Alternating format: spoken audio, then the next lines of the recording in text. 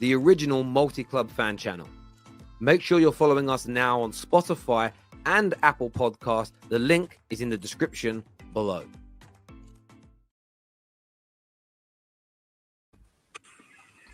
To the Top 6 show, I'm joined by Patrick, Brandon. We've got man like Don, we've got Staffy, and Nobbins is with us tonight. Lots to talk about on the show today. Big transfers expected. Declan Rice complete. Caicedo to Chelsea reported as close. Man United getting Onana for under 50 million euros. All that and much, much more to come. Please hit like buttons. Make sure you're subscribing to the channel as well. And I've got a new chair. I've got a new office chair, boys. And it's so boring. But this one I can actually lean back in. So I can sit up. The one I was at before, I had to sit upright for like hours a day. Now I can sit back. Got a little leg rest underneath. And I can chill. It's the first show I've been comfortable in for a while. So I'm buzzing. Viewers, let me know where you're watching from around the world. I want to know where you all are on this beautiful Friday evening. And shout out to all the players today, to all the people that have hustled all week, that have got their job done, you know, whether that's on a building site, whether that's in a bank, whether that's Adam 22, hustling people out of their money, pretending to be a cut, like whoever it is, whatever you have done, if you're happy with it, fair play to you. Crack on with your life. But how was my lovely panel this evening? We all good? Doing great. Yeah, good, man. Good. Staffy, you all right, mate? Feeling better this week? Better than Mo. If you guys seen Mo, he's flipping out on Twitter, you know, saying his goalkeeper's being sold against his will. Oh, it's a disgrace that he's being sold for 50 mil. Mo, stop wasting my time, man. Just send me my goalkeeper already, because I'm running out of patience, man. I hear you on that. And of course, Man United today. Cheats. We're like City, we're cheats. We breached. Hey, don't tar us with that brush. We're not like you, you Yeah. thoughts. Yeah, what's going on in the city of Manchester, man? What's going on? Both of you lot are just I found out what exactly Man United did wrong. Yeah. It's awful, actually. It's absolutely horrendous. So Do you want to tell them today? Because I did my research too before the show. Yeah, we didn't meet a forecast. We lost more money than during COVID, we lost more money than we expected to, and we hit under our forecast. So there was no falsifying of documents or cheating or fake sponsors.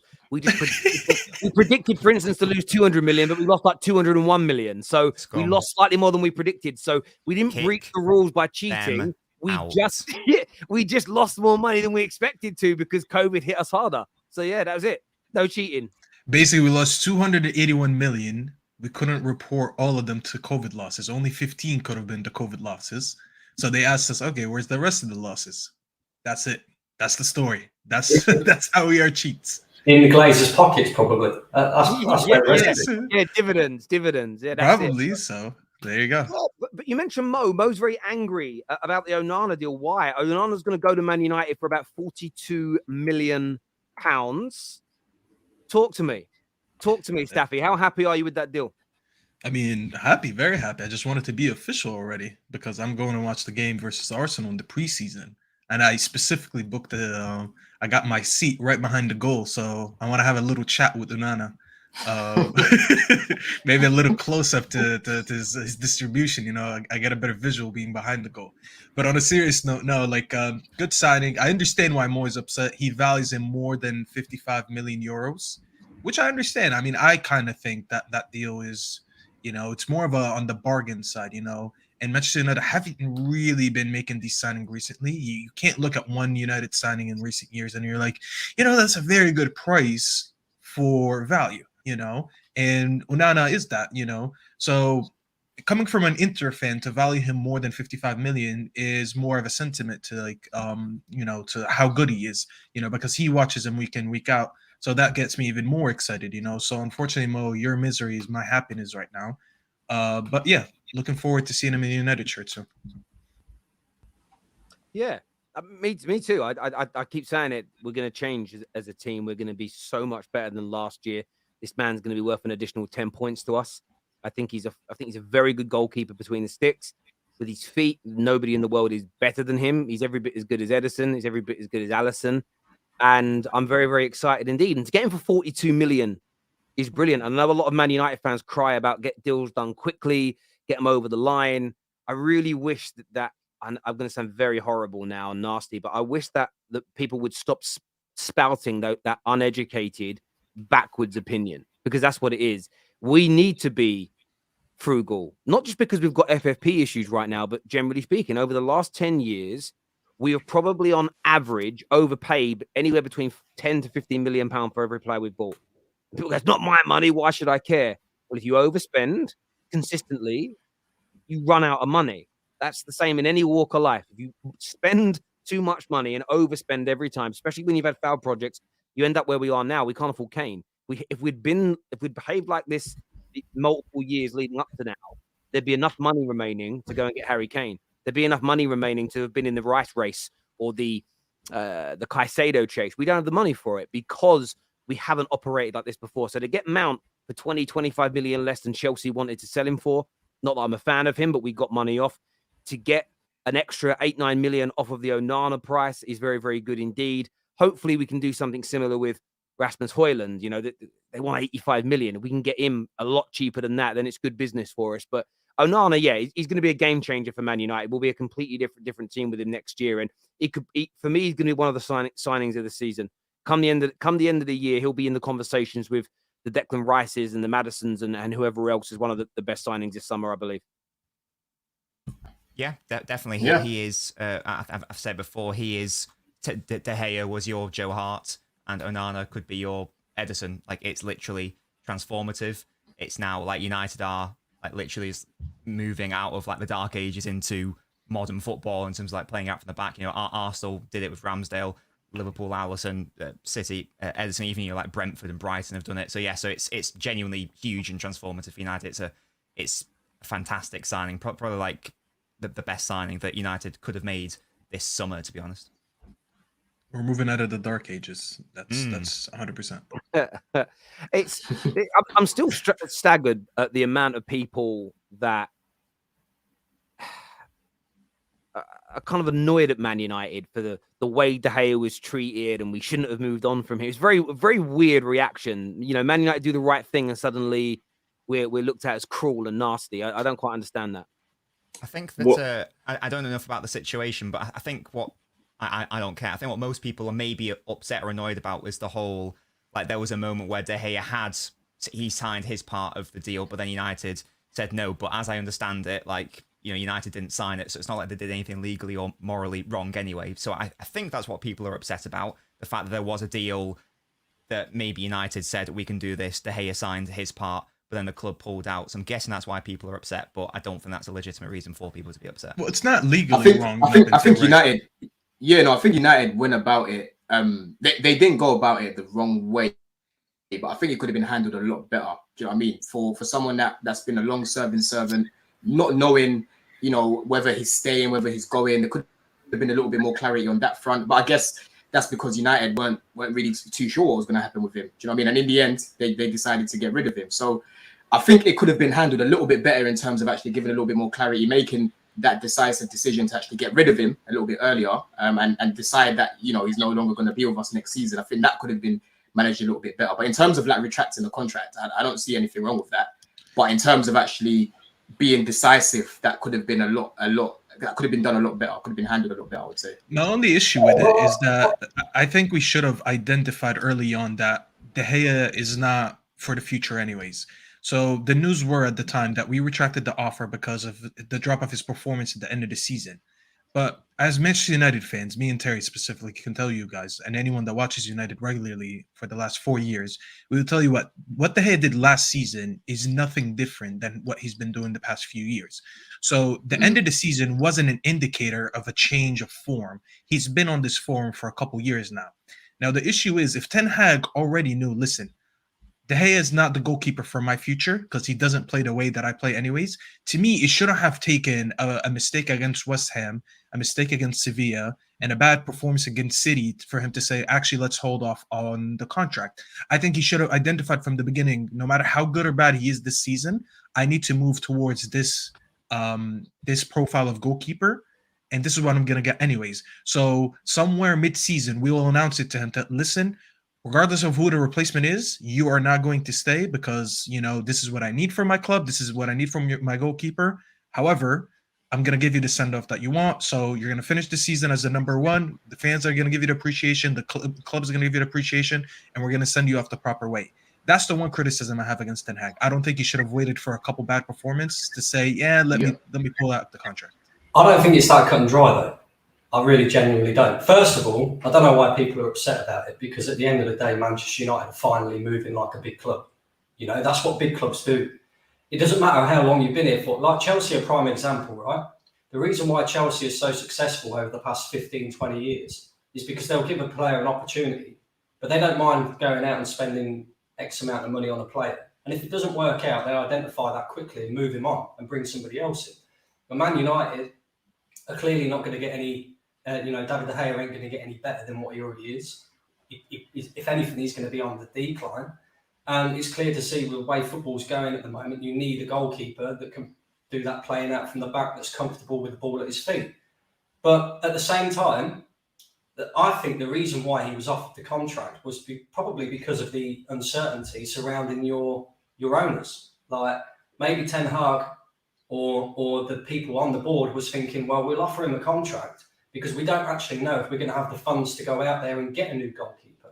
At least it's better to have David De Gea in between the sticks as a last resort rather than let him go now and then not have any money to go and replace him. So I don't think it's as cut and dry as you should have told David De Gea that you didn't want him there at the end of the season and moved him on then, because I think he was in a bit of a situation where there's a lot of uncertainty around Manchester United and how much funds was going to be available for signings this summer. So, I get that point, Brian. I get what you're saying, but for me, I know United obviously is still waiting for their new owners, and they're limited to the extent of how much they can spend, right? But like Staffy's already said, De Gea is detrimental to them now. He's not useful in any way. He can't play the way they need him to play, the way Ten Hag wants him to play. Do you know what I mean? He's very detrimental to how they want to progress going forward. And it's a new era, like Ten Hag said when he came. It's a new era. Eras come to an end. They want to progress going forward. So that should have been one of the main priorities, whether you've got United aren't broke. Let's be real. Even if they haven't got any owners, they're not broke. So I'm sure they would have found money somewhere to get that sorted out. But how I look at it is that decision should have been made a lot sooner. Like Staffy said, they shouldn't have been waiting for these mistakes to happen. I've had so many conversations with my United friends about Martial and De Gea. I've been saying it for ages. This guy needs to be upgraded. And every time I speak about it, they get touchy about it. Do you know what I mean? So from like January times, it was coming out that Ten Hag wanted to keep him, offer him a new contract. I just think that it's been managed a bit poorly in that sense. That decision should have been made a lot quicker to get rid of him, because it was never going to elevate them to where they want to go. So that's not quite exactly how it's happened, but this is a Glazer issue still. So they they instructed the board. So the Richard Arnold of this world, let's get his contract renewed. We want to renew his contract. The manager never wanted to, just like they were telling the manager, we're going to get you Rabiot, and he fought to get Casemiro. That's the problems we still have at our club, that you have non-footballing people trying to make football decisions, and it's it wasn't Ten Hag's decision to keep it. Ten Hag didn't want it. Now Ten Hag, listen, there are certain Man United fans online, like the Mike Love United Hate Glazers, that will. I actually saw someone took a screenshot of a tweet of his the other day and said, again, calling the manager a liar, because the manager said again in a press conference that he's happy with the squad that he's got, he's happy with the players in his team, but he's doing that because he's playing down the media questions about transfers. And some Man United fans are very weird. So they see that. They see it as a lie. He's a bad man because he's lying. We know he's not happy with the squad. They believe he should be coming out and saying detrimental things about his squad, that it isn't good enough. That obviously comes from they're lying. None of them believe that. No leader in this world, whether it be a football manager, a school teacher, your boss at work, is going to talk about their staff like that, because you're going to demotivate people. You're going to create problems. We all know this. But people just run with it. Lee Gunner used to sit on my shows again. Your manager has said something nice about De Gea in the press. Therefore, your manager should be sacked because you need a better goalkeeper than him. And people have got to stop. This isn't even specific to Ten Hag. Pep Guardiola, would we all agree, is the current best manager in the world? Just go and Google, look at players he sold, and then Google things like Pep Guardiola on and put their name in. He said nice things about Joe Hart. He said nice things about Cancelo in the summer, and move those people on. They all do it. Don't take managers literally with what they say. Take them seriously. And He was always going to go, David De Gea. He was always going to go. But instead of creating a media storm in February by the manager saying we need a better goalkeeper that can play it from the back, you play it down. You keep it quiet. There's no point creating an even bigger circus than there already is. Does that make sense? And that's all that would happen. If the manager came out and told the complete gospel truth in every press conference, it would create a circus and it would create problems. And only people that have never had proper jobs or had to manage people or have had to speak to the media and control it want anything different. This notion that managers should come out and speak their complete and 100% mind all the time and take the pin out of the grenade and throw it is ridiculous. It never works in any capacity ever. Every now and then, maybe you've got to do it if you have like an Aubameyang situation where you've just got to tell the fans the truth. But most of the time, you don't want that. You've got to manage the situation. So I'm very proud of how the manager behaved in this. Again, though, we've got to take the decision-making away from the bankers in the boardroom and give it to the football people, and we'll have less of these situations for me. But I'm personally very comfortable. This here says Terry getting trolled by Big Steve. Oh, look, Big Steve just projecting because he's very worried that his treble's going to be taken away. What was said? What was said? Big Steve just saying like we're cheats as well, like on the Man United. Okay. We didn't on a real level. We didn't cheat. We just lost more money than we expected to because we didn't predict it right. There's a number of clubs that you're going to see with these fines as soon. I think there's about 7 or 8 teams in the Prem. It's okay. We're 114 charges away from tying them. So yeah. No, I agree. If Sorry, Nobbins. And this is the difference in charges. Like if we're up, if City are on a murder charge right now, we've just got a parking ticket. Do you know what I mean? That's the difference between the two football clubs. With all due respect. What is your advice to going back to school at 24? My first question would be why and what for? That would be my first question for you. What are you going to study? I'd say do it. No time like the present, because in 2 or 3 years you might look back and wish you would have done it at 24. So if you're thinking about it, just do it. Yeah, I like that. This is a good one here. Panel, quick question: who do you think is shit? Arsenal. Brandon, you got that in there quickly. Yeah. Brandon out here moving like Adam 22. Letting Patty get ahead of you. What are you doing, bruv? This here says, what's your thoughts on Reece James being injured again? Is he injured again? Yeah. He's not injured again. He's not. He's traveling to the US. Apparently he felt some pain in his knee and they just took precautions. But he's traveling. He'll be on a plane. We're traveling to the US on Monday. But yeah, he's not injured. Didn't I see a picture of him with a whole knee brace on with crutches? Is that recent or was that an old picture? Nah, that must be old. He's been in training. He's been training every day. Oh, okay. Simon Johnson, I think his name is. He came out today basically saying that he's going to the US on Monday. I think it was just more precautionary because he felt some pain in his knee or something. You don't need to you don't need to sell him. Yeah. I mean, we've brought. No, we're not going to sell him, but not right now anyway. But we've got Gusto, so that should help hopefully manage his minutes. Do you know what I mean? What I was saying last season was I don't know what it is, his knee, his hamstring. He keeps getting this recurring injury, and I don't know why he hasn't had surgery. If you remember when he got injured against AC Milan, he done his knee, and he had surgery then. So I don't know if it's come back. I don't know what's happening there, but we've brought Gusto in now. He's going to go back to his natural position, right back. So he shouldn't be bombing up and down as much as he was before as a right wing back. So naturally, that should help him. Because I want him to be the next captain going forward once Silva leaves. But he needs to prove his fitness. Do you know what I mean? It's becoming a bit of a joke, but we'll see. We'll see how he does. He's not a modern day Diaby. All the talent in the world, but the guy's just injured all the time. Yeah. Brandon, sorry. Yeah.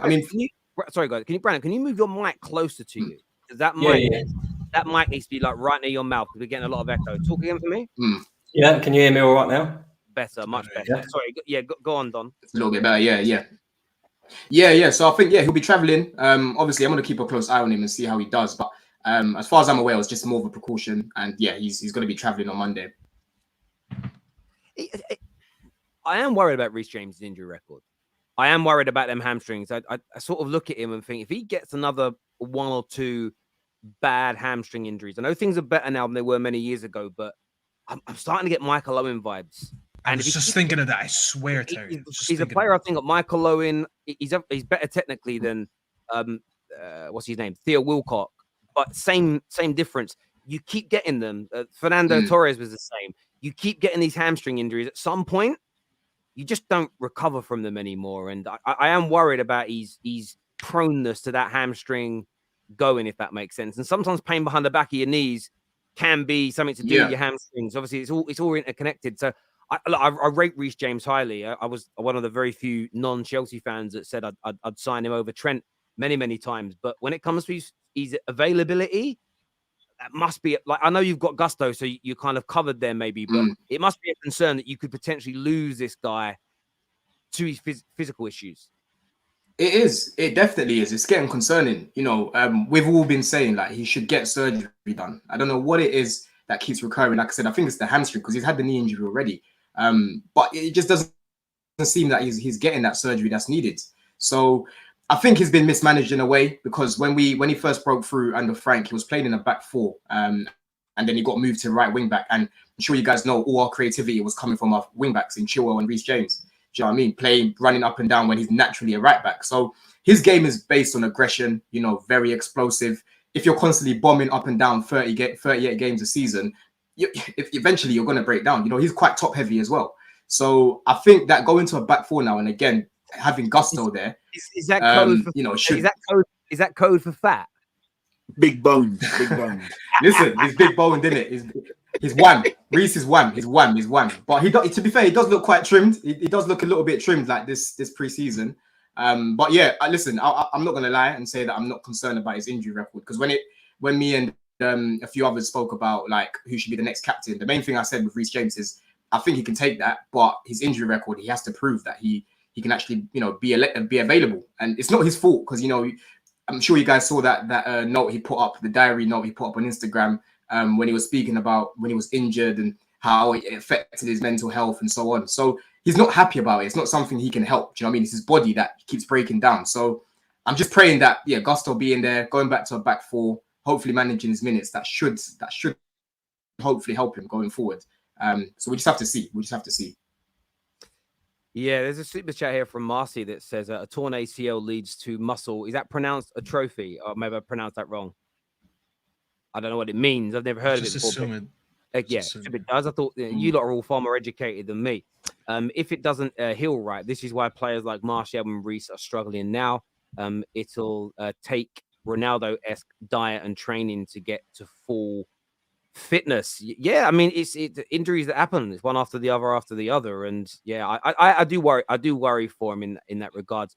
In terms of Chelsea's other business, there is a report this afternoon going around that the Caicedo deal is quietly behind the scenes, sort of motoring forward, but Liverpool have now been linked with the move for him. Are you getting a little frustrated as a Chelsea fan that in terms of incoming, we're 4 weeks away from the Prem starting, preseason's well underway, and barring Hugo Jackson, is his first name Hugo? Yeah. No, it's Jackson. What's his first name?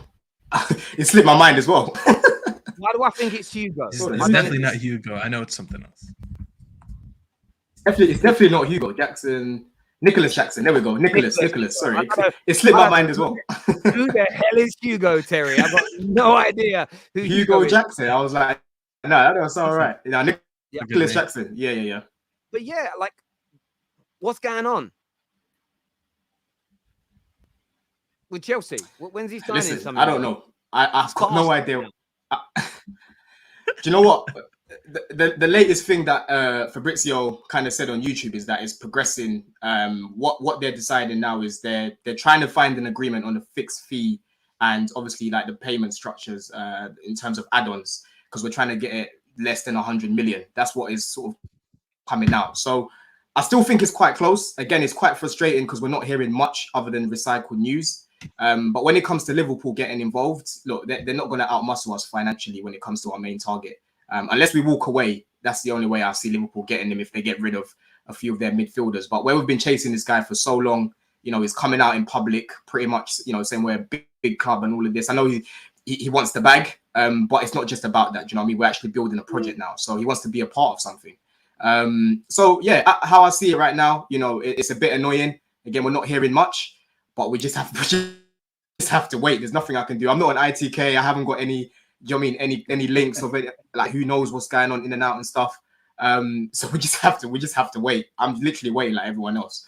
But I do think it's quite close. In all honesty, I think it's pretty close. But Brighton, I just hope we just don't deal with them again because they're just dragging their heels a bit. Do you know what I mean? So yeah. That's Are you how I not feel worried about if it. Liverpool? Are you not worried if Liverpool sell on Henderson and Fabinho to Saudi that they might come in for Caicedo?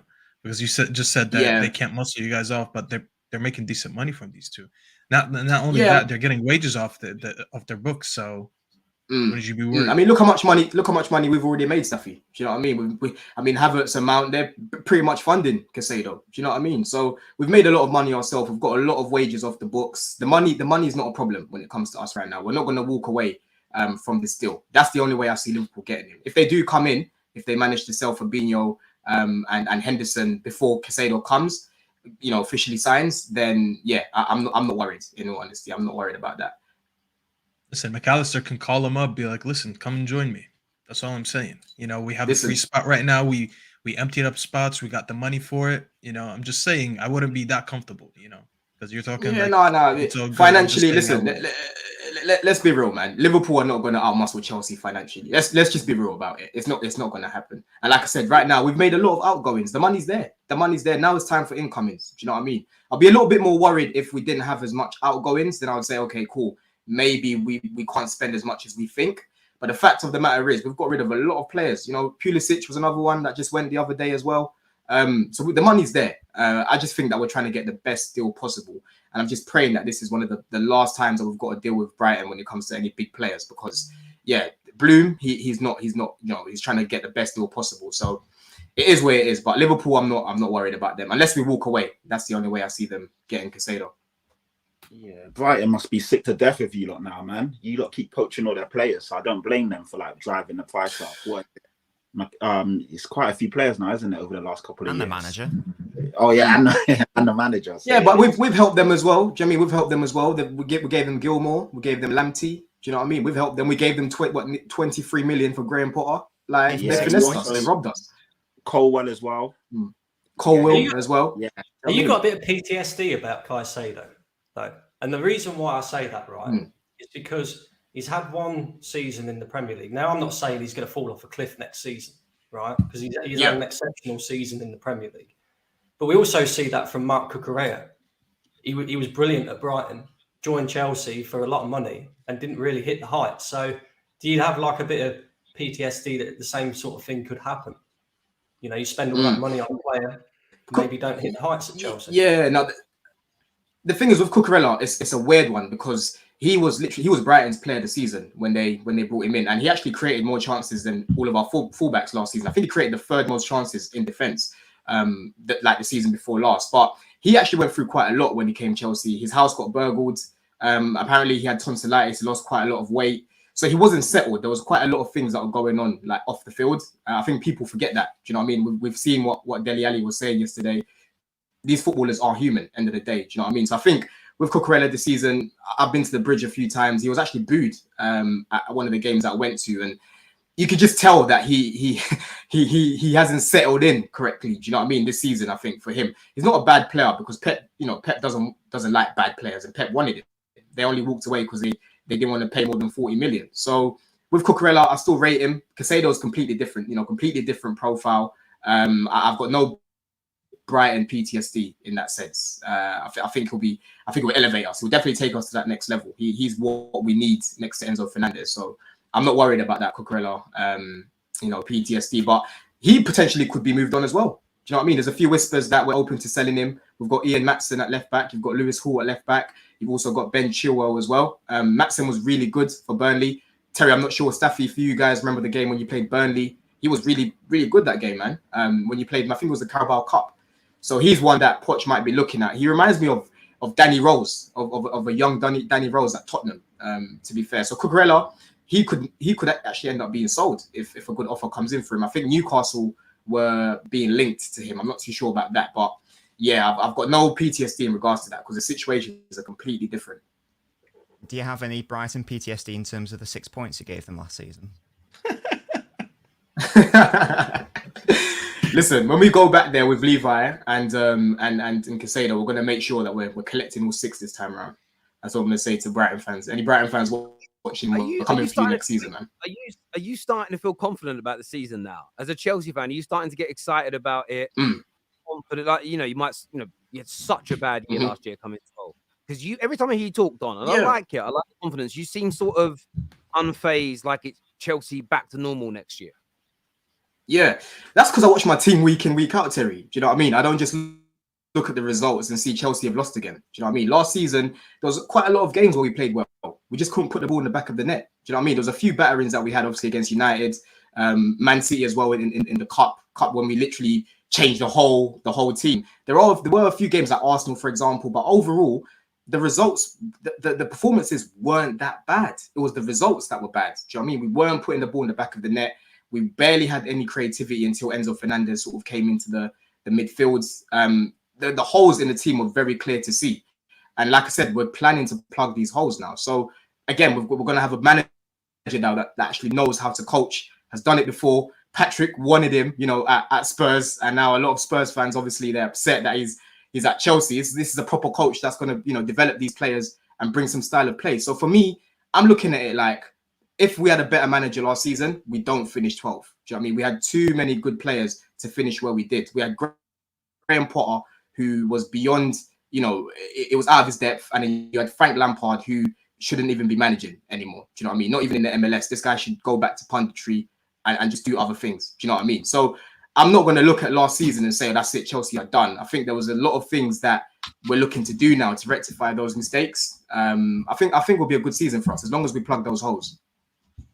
A lot of the lineups, a lot of the decision making, Graham Potter last season, ridiculous, man. I saw Mason Mount playing up front against Southampton. Do you know what I mean? What's that about?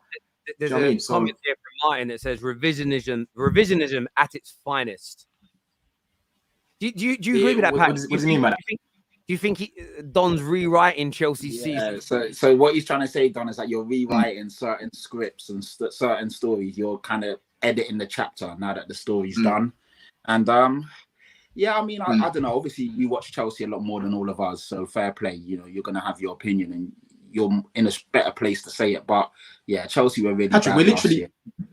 We literally had one of the best defensive records. We literally had one of the best defensive records in the league. But when you looked at us in terms of goals, there was a point in the season where we literally scored, I think, 4 goals since October or something like that, and it was like March, coming up to March or something ridiculous like that. When we faced West Ham and João Felix scored, that was like the only like goal of the month that we could look at, because we just weren't scoring goals. We weren't scoring. But when you looked at our team and how we were playing, we weren't being battered by teams. We'll lose by a goal or two here and there. But how many times were commentators or pundits even saying, when Chelsea get a striker, when Chelsea get a striker, when Chelsea get a striker? We just weren't putting them away. We had Havertz up top, constantly missing chances. So, there's clear holes in the team. I'll be a little bit more worried, and I wouldn't be as optimistic if we had the holes already plugged last season and we were just, bad. The team wasn't there. Do you know what I mean? We didn't have a team unit there, and that's what we're trying to build now. So, yeah, I'm looking at it a little bit more, we can't get any worse than 12th with Poch. There's no way. We can't. Boy, we shall see. We shall see. We shall see. I'm not even making excuses for losing. Like Graham Potter, again, when it goes back to the decision making, I was seeing Azpilicueta still starting certain games. I'm seeing Mason Mount up top. Do you know what I mean? I'm seeing Gallagher coming on certain games when he shouldn't even be playing here. Like the decision making from this guy week in, week out was just abysmal. It was just terrible. Do you know what I mean? So I think that if we had a better manager, we might not have finished in the top 4, but I think we might have got Europe. Do you know what I mean? We wouldn't have finished 12th if we had a better manager last season. This guy was, statistically, we made the most changes last season. Do you know what I mean? One week, we don't know who's starting. It was so hard. Terry, I used to come on here every single week. I don't know how to predict what's going to happen because I don't know what lineup is going to put out. One week you've got Thiago Silva and Chalobah. Another week you've got this pairing. Another week you've got this pairing up top. It was a mess. So yeah, now we're just stripping it back and going back to basics and actually going to have a structure. I think you're going to see the same 11 pretty much playing every week as well, because we've got 1 game a week. And yeah, we've got a little bit more time to train now and actually implement something. So listen, I hope people got their laughs in last season, because it will be a different Chelsea next season. You can hold me to that. I get that you're linked with young, is it Ryan Cherki? Cherki, yeah. Side of him? Yeah, I mean, I haven't seen much of him apart from the game when he played against England 21s. They actually got smoked. I think they lost 4-0 that game, or 4-1. He looks really good, like in terms of on the ball. You know, he's able to beat a man, dribbling, creativity as well. He's quite similar to Odegaard in a way where he can actually improvise and just sort of make something out of nothing. We haven't really got players like that apart from Nkunku now and, you know, Enzo Fernandez as well. So I think he'll definitely add versatility that we're missing. Obviously, we've got rid of Kai Havertz and we've got rid of Mason Mount. He can actually play on the wing and he can play down the middle as well. So I think he'll be a good option for us. He's only 19. Off the ball, you know, he doesn't look great off the ball. And from a lot of people that I've spoken to that watch Leon, they've said, yeah, off the ball, he's not all of that. But sometimes you just need players like him, you know, who can create something out of nothing, and players around him to sort of help him defensively. But I think if we're looking at him and we've scouted him for quite a while now, I think Poch is going to get this guy working. He's only 19, so it doesn't mean that he's going to become an Ozil going forward. He can definitely, you know, implement that into his game. But yeah, from what I've seen of him in clips and you know, the stats, I've read a few things here and there. I think last season he had the most predicted assists, average assists per game in Europe, something along the lines of that. So yeah, he looks like someone that we need in terms of the creativity aspect. The fact that we've lost Havertz amount, I think would be a good addition. My mix has gone funny again. I don't like he's doing that. Yeah, no, I get where this is how broken it is. I have to hold the power button and then it stops it from doing it when it's on the power button. But yeah, it's going to be interesting to see how Nobbins, how do you feel Chelsea will do next year? Oh gosh. I do not know. End of answer. No. Yeah, I expect them to challenge for the top 4. I don't expect them to be in a title race yet. I think that would be too optimistic. I think they will need at least a season for Poch to get to know his players, for all the new players, even from last season, to amalgamate and get to know each other and how they play. You know, this isn't FIFA or FM where you can just throw in a bunch of players and expect them to work. We saw that last season. So I think that the absolute best they can hope for is probably 4th. I still think I don't know enough about this Jackson signing. If he's good enough, great. But I'm surprised they didn't go for someone a little bit more known with a higher profile. As I say, I'm willing to be proven wrong on that. I still think they need a goalkeeper. Again, I don't know if they're linked to anyone. They might be. And they also need like another midfielder, whether that's Caicedo or whatever. So I still think there's 2, maybe 3 more signings that still need to come in for Chelsea for me to be convinced that they are the real deal in terms of their actual starting 11 and squad.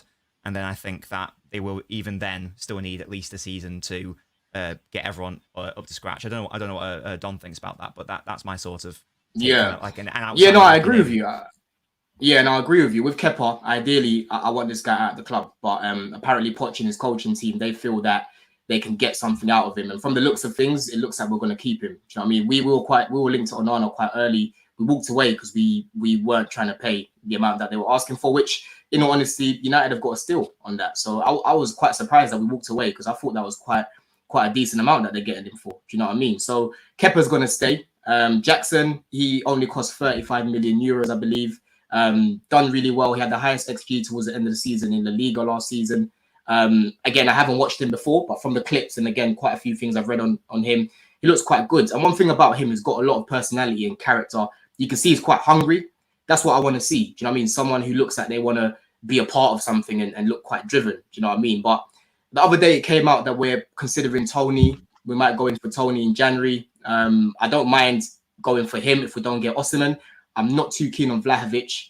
So, you know, if we do end up going for Tony in January, I don't mind seeing Broja and Jackson as our starting strikers, because again, last season we were playing Havertz, who everyone here can agree is not a striker. Do you know what I mean? He's not a striker. So at least if you've got someone there who's actually playing in their natural position, he can't do any worse than what Havertz was doing last season. Do you know what I mean? So yeah, that's how I look at it right now. You know, Jackson looks like someone that's going to be for the future. But at the same time, I like how he sort of come in and shows that hunger and wanting to sort of do well. We've missed a lot of personalities in Chelsea recently, and he seems like a Like he's got a bit of personality, to be fair. So I'm keeping a close eye on him this season. But again, I'm not saying we're going to compete for the league. I just think that we're going to be a normal club again. Do you know what I mean? Like not 35 players running around in the changing room, an actual coach, you know, better players, a little bit more structure, holes plugged. So it's looking good for us. Do you know what I mean? People in the chat are saying I'm getting carried away. I'm not getting carried away. I'm just looking at last season and where we're looking to go. So naturally it should be a lot better. So yeah, I'm saying top 4 next season and you know, competing for all trophies as a minimum. As long as we plug all those holes, by the way.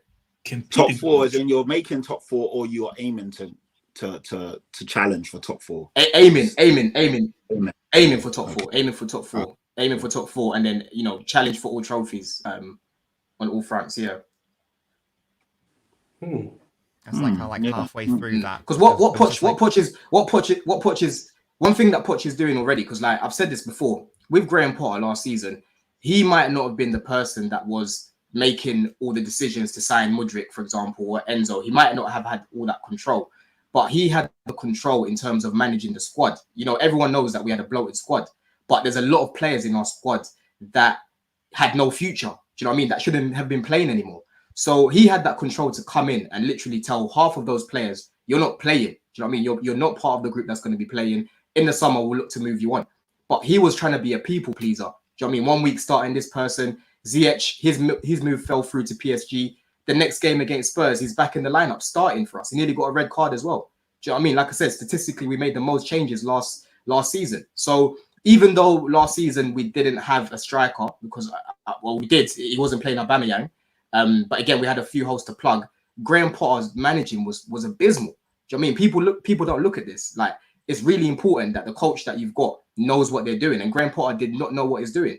But Poch has come in and already players are on their way out. He's separated them. He's got 2 groups now. So like, for example, Hudson-Odoi, he's training with players that are about to leave, right? And you've got your main group that are about to go to the US. Graham Potter could have easily done that, but he didn't want to. So again, it just shows me that we've got a proper coach now that knows what he's doing.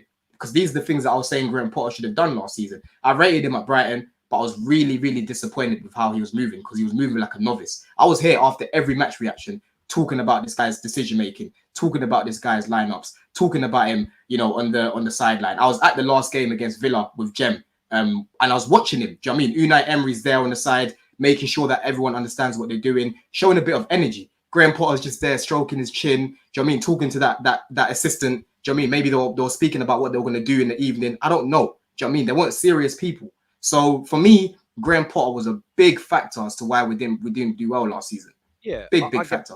Can you guys hear me? Okay. Yeah. We can hear you. I'm trying to sort this mess out here. There's some super chats here. First one says, "Big up the panel and Don or Dom or Anthony Mackie. Bring him to every show." Anthony Mackie, that's quite funny. Do people remember? I'll take that. Do people remember that we have young players who have won stuff and experience in the Prem? In Chelsea right now, people commenting like we are fielding an under-16 squad. Relax is what C has got to say. We're commenting as if you just finished 12th. That's what we're doing. I'm sorry. It's not that it's an under-16 team. We're talking basically about what your season just was. You know, and with all these outgoings and ingoings and a new manager, excuse us for not predicting the best season for you yet. I think it's very rational for us to do that. Yeah, we're pretty relaxed. We're pretty chill. This here says, is it true that Hudson-Odoi is now Chelsea's top goal scorer? He might be. Nah, he can't be. Reece James must have scored more goals than him now, right? Maybe. I don't know, you know. I don't know. That could be true. I need to look into that, Martin, you know. Jesus Christ, my God. Martin here says the trophy means loss in muscle strength. There we go. Thank you very, very much for educating us. What midfielders will Chelsea have on the bench? Maybe Carney. He might go on loan, but we're probably going to keep him. Gallagher. Santos could be staying. Gallagher needs to get the hell out. Please, Spurs, you need to collect this guy. No, please not. I don't like those. I don't want Gallagher, man. I don't know. But yeah, there'll be a few midfielders there on our bench. Is Gilmore staying or is he gonna go? Billy Gilmore. He got sold. We sold him to Brighton. Sold. We sold him. Yeah. He plays for Brighton like permanently. Tuchel sold him. AMT here says, are Chelsea doing a similar model to Arsenal, going young? Are you copying Arsenal, Chelsea? We're not copying nothing. We're not in any phases. Do you know what I mean? We're just trying to build a team so we can go. That's what we're doing right now. So there we go. Copying the biggest club in London.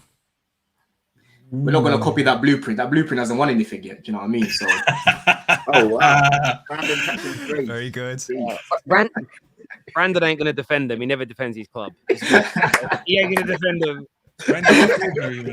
Brandon, what phase are you in right now?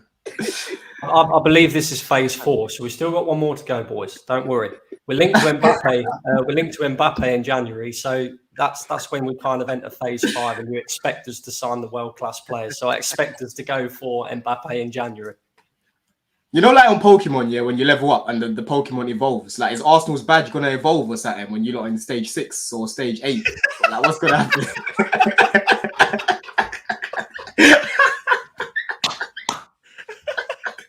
I definitely like that one. What's going to happen to that badge, Brandon? Huh?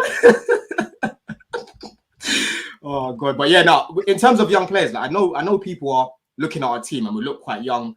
That's why when we were linked to Dybala, I said, look, I'm not fully against it if it's 10 million because he's going to bring a little bit of experience. But when you look at the positions that we need and you look at the age profiles of players that are available, there's not really anyone like that. Do you know what I mean? Like I would have liked Maddison, but he's gone Spurs now. So we're going to have to go down the other route of get like a Cherky. There isn't... Valverde will be ideal, for example, but he's not attainable. Do you know what I mean? So a lot of the players that are realistic in the market right now are quite young. Let's be real. Yeah, there's a super chat here. My mix is going mad. It's going mad. It says Chelsea should consider a top 8 to 10 finish next season as to be an improvement. Buying young players with no Premier League experience and a new manager.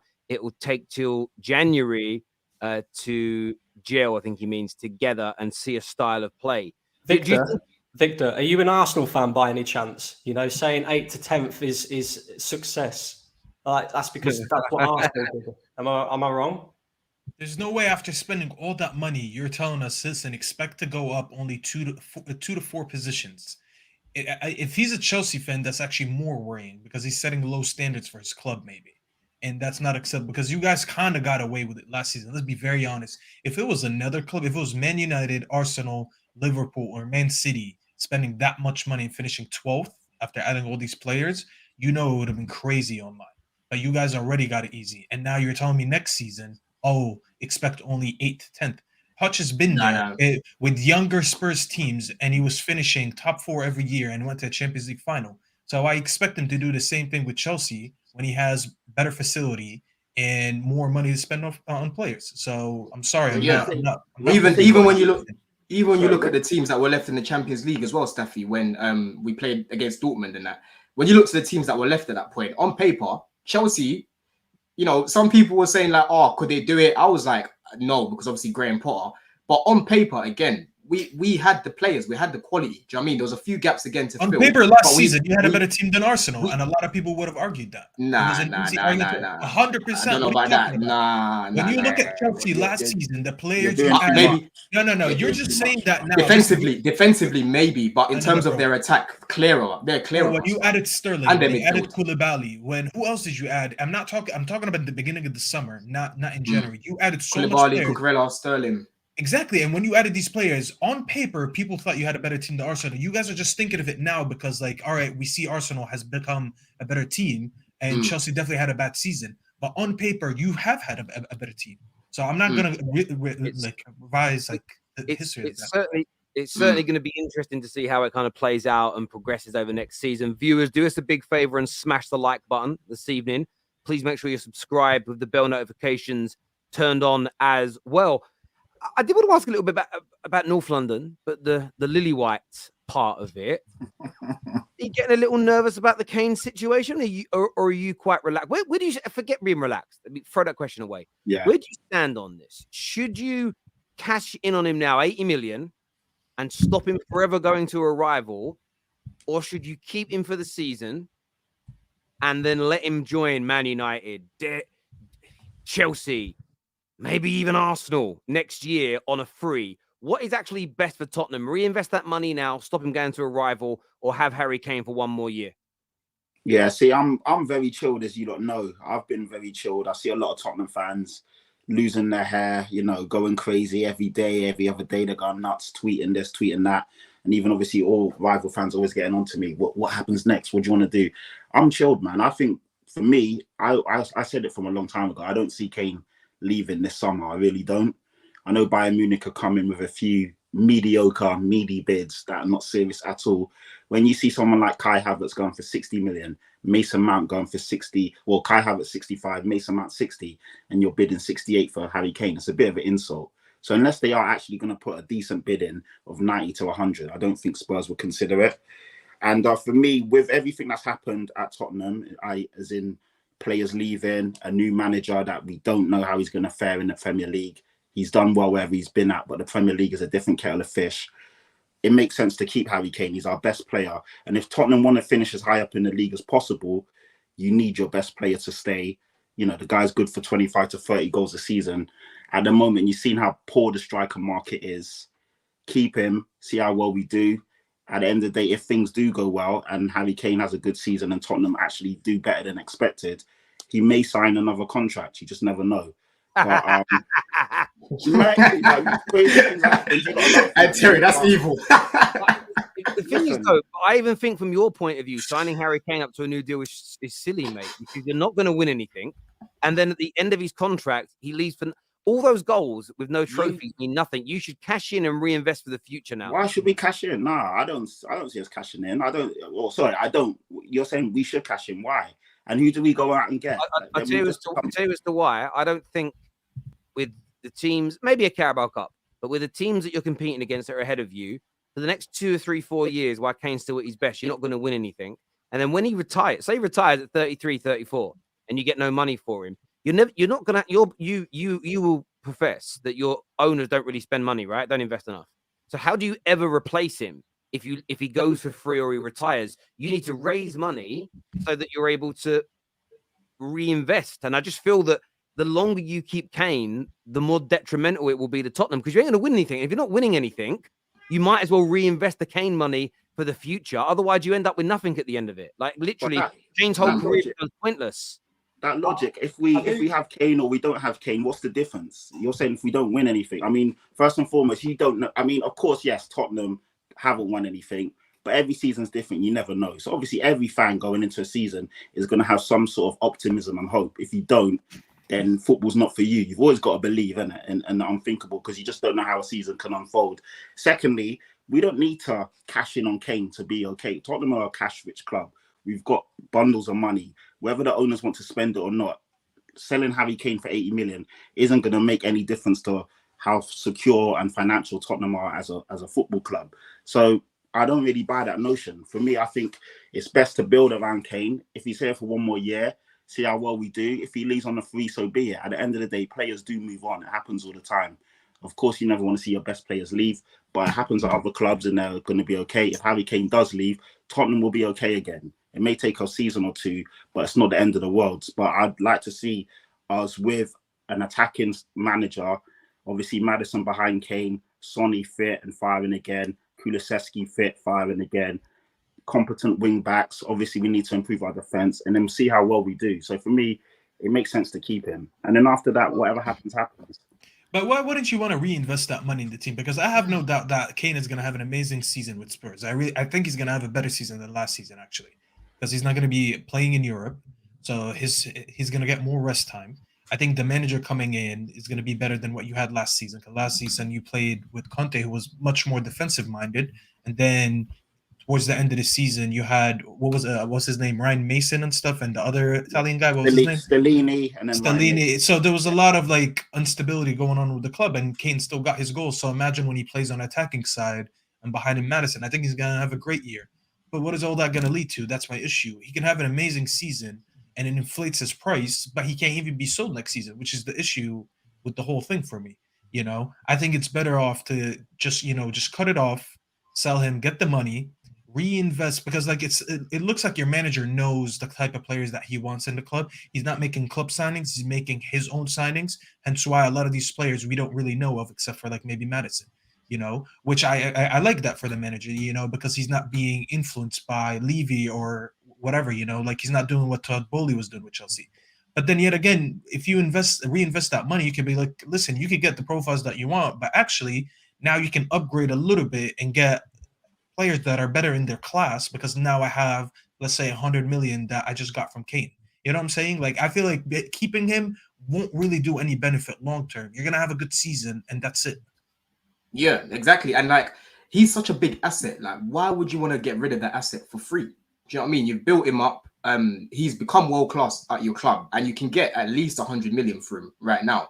Why would you want to give that up for the sake of maybe getting top 4 or maybe getting back into Europe? Surely this should be like a start of a new era under Ange. And like Staffy said, like I said, you kind of have to trust this guy now with his talent ID, because I don't know what type of recruitment team Spurs have. Do you guys have do you have like a structure when it comes to recruitment? Because I don't really see it. Do you know what I mean? You've spent money, but you haven't spent money on the right players. And with Ange, again, you might hear of players that you've never heard of. You might hear of a striker from a league that you're not too sure on. But he might have identified that person and say, do you know what? He knows how I like to play. He's going to come in and do exactly what I need him to do. And with that money, you can get at least 3, maybe even 4 players, because the market he's shopping in, he might be able to find some cheap players. Do you know what I mean? So for me, long term, like Staffy said, it just doesn't make any sense to not want to sell Harry Kane right now, because let's be real, Patrick, do you really think you're going to get top 4 next season? Like with everyone else and the business that they're doing and where they are right now and where you are? Realistically, no, but every season, crazy things happen. I mean, no one would have predicted Brighton to finish in the top 6. You had so many people that wrote off Man United before the season started. Yeah, but Patrick, that's you hoping. That's you hoping. No, I'm not hoping. This is football, though. Every season, there's no one would have thought Arsenal would have finished second. Let's be real. So every season, different stories are written. So we don't know. The fact that we're not in Europe, the fact that we're only playing 1 game a week with a manager that plays attacking football, I don't think that is going to happen. But at the end of the day, in football, you just don't know how a season's going to pan out. Secondly, with the whole reinvesting, first and foremost, we need a realistic bid to come in. So far, no one's done that. So that's another thing. So for us to even consider selling Kane, 60 million is not going to cut it. Do you know what I mean? Why would we, at the end of the day, a lot of fans say, oh, you need to get rid of Kane, you need to sell Kane. We're not going to give him away for free. He has a value. He's one of the best strikers and players in the world. You've got to at least pay to go and rate for him. And then obviously that's something to consider. If Kane stays or Kane goes, either way, Tottenham will move on as a club. But first and foremost, we're not going to give him away. He's not, we don't have to give Harry Kane away. That's the narrative, that we have to sell Kane. We have to let him go. He's held hostage. He's not. If a club is really interested in him, they're going to put a proper bid in, and then obviously we can consider it. Because even back 3 years ago, Man City, 100 million, that was quite cheeky when they paid 100 odd for the Jack Grealish, and Kane had 3 years left on his deal. Again, it wasn't a serious bid. So let a serious bid come in. Obviously, then we can consider it. But for me right now, I think that you build around Kane for the year and see how you do. I feel like you're hoping that you do well and hopefully get top 4. So he signs on. Do you feel like? I feel like you want him to sign on. That's what it sounds like right now. It sounds like you don't let him go. I want Kane to. I'll make no bones about it. I've said this for I want Kane to stay at Tottenham. I'm not one of these guys that want Harry Kane to go. Oh, Kane needs to go. He deserves to go. At the end of the day, I wish and want Harry Kane to stay at Tottenham. I don't want to see us lose our best player. For me, he's the best ever player I've seen in a Tottenham shirt. Like, in terms of seeing like the quality and what he brings to football, he's insane. And I think obviously he is disrespected because he plays for Tottenham. If he does leave Tottenham, you're going to see everyone and their mum come out and say how amazing he is. He's the best player in the world, all of this and that.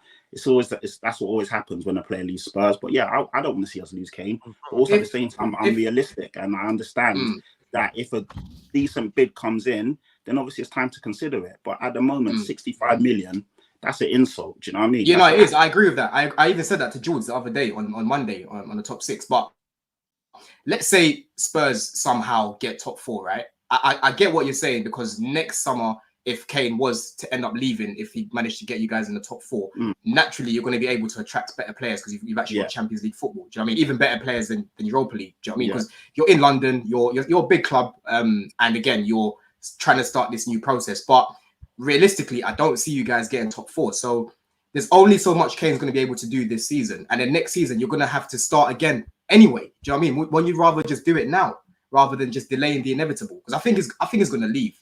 In all honesty, if he does stay this That was my season, point, if he signs, then I can't defend him anymore. Do you know what I mean? Right now, how I see it, it's Levy that's kind of holding him back. Because even when Man City wanted him, he skipped training. He was trying to leave. Right now, he's not going to try and burn bridges with Tottenham because he's a Tottenham legend. Do you know what I mean? But that's how I look at it. Because realistically, I don't see you guys getting top 4. It doesn't matter what you do this season. I don't see you guys getting top 4 with where you are.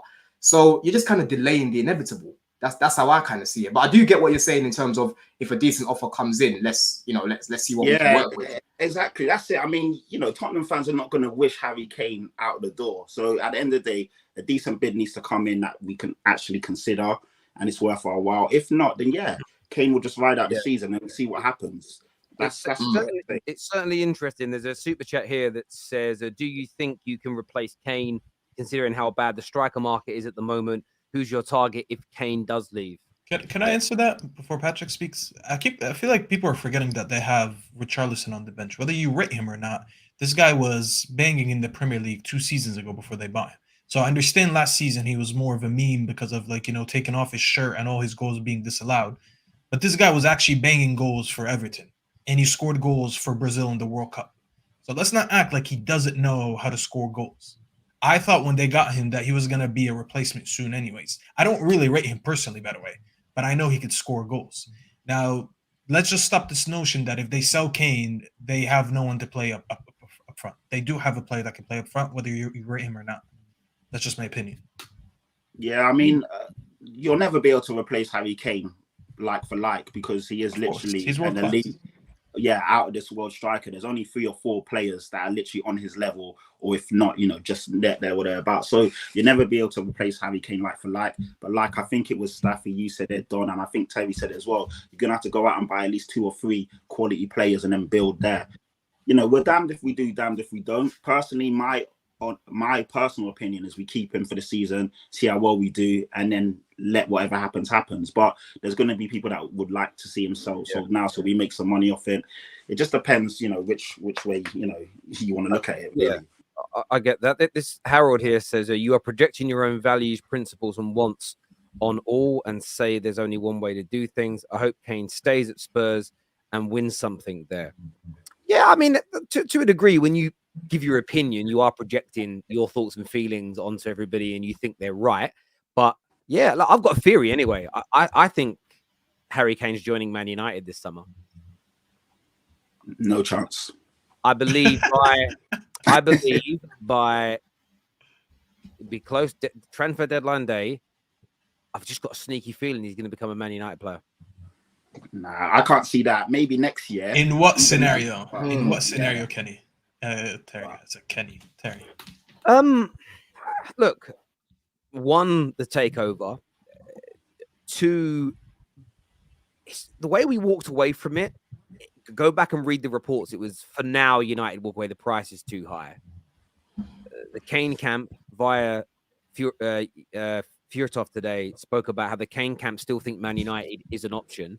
I believe what we're doing, we're almost waiting to see if a Bayern can get close to an agreement price. So it gives us an idea of the base, and then we can step in. Now, it will be more expensive for us because we're a rival. But at the same time, if we're the ones doing the negotiations, it'll be even higher. So I do believe, again, this is not based on anything I've read. This isn't.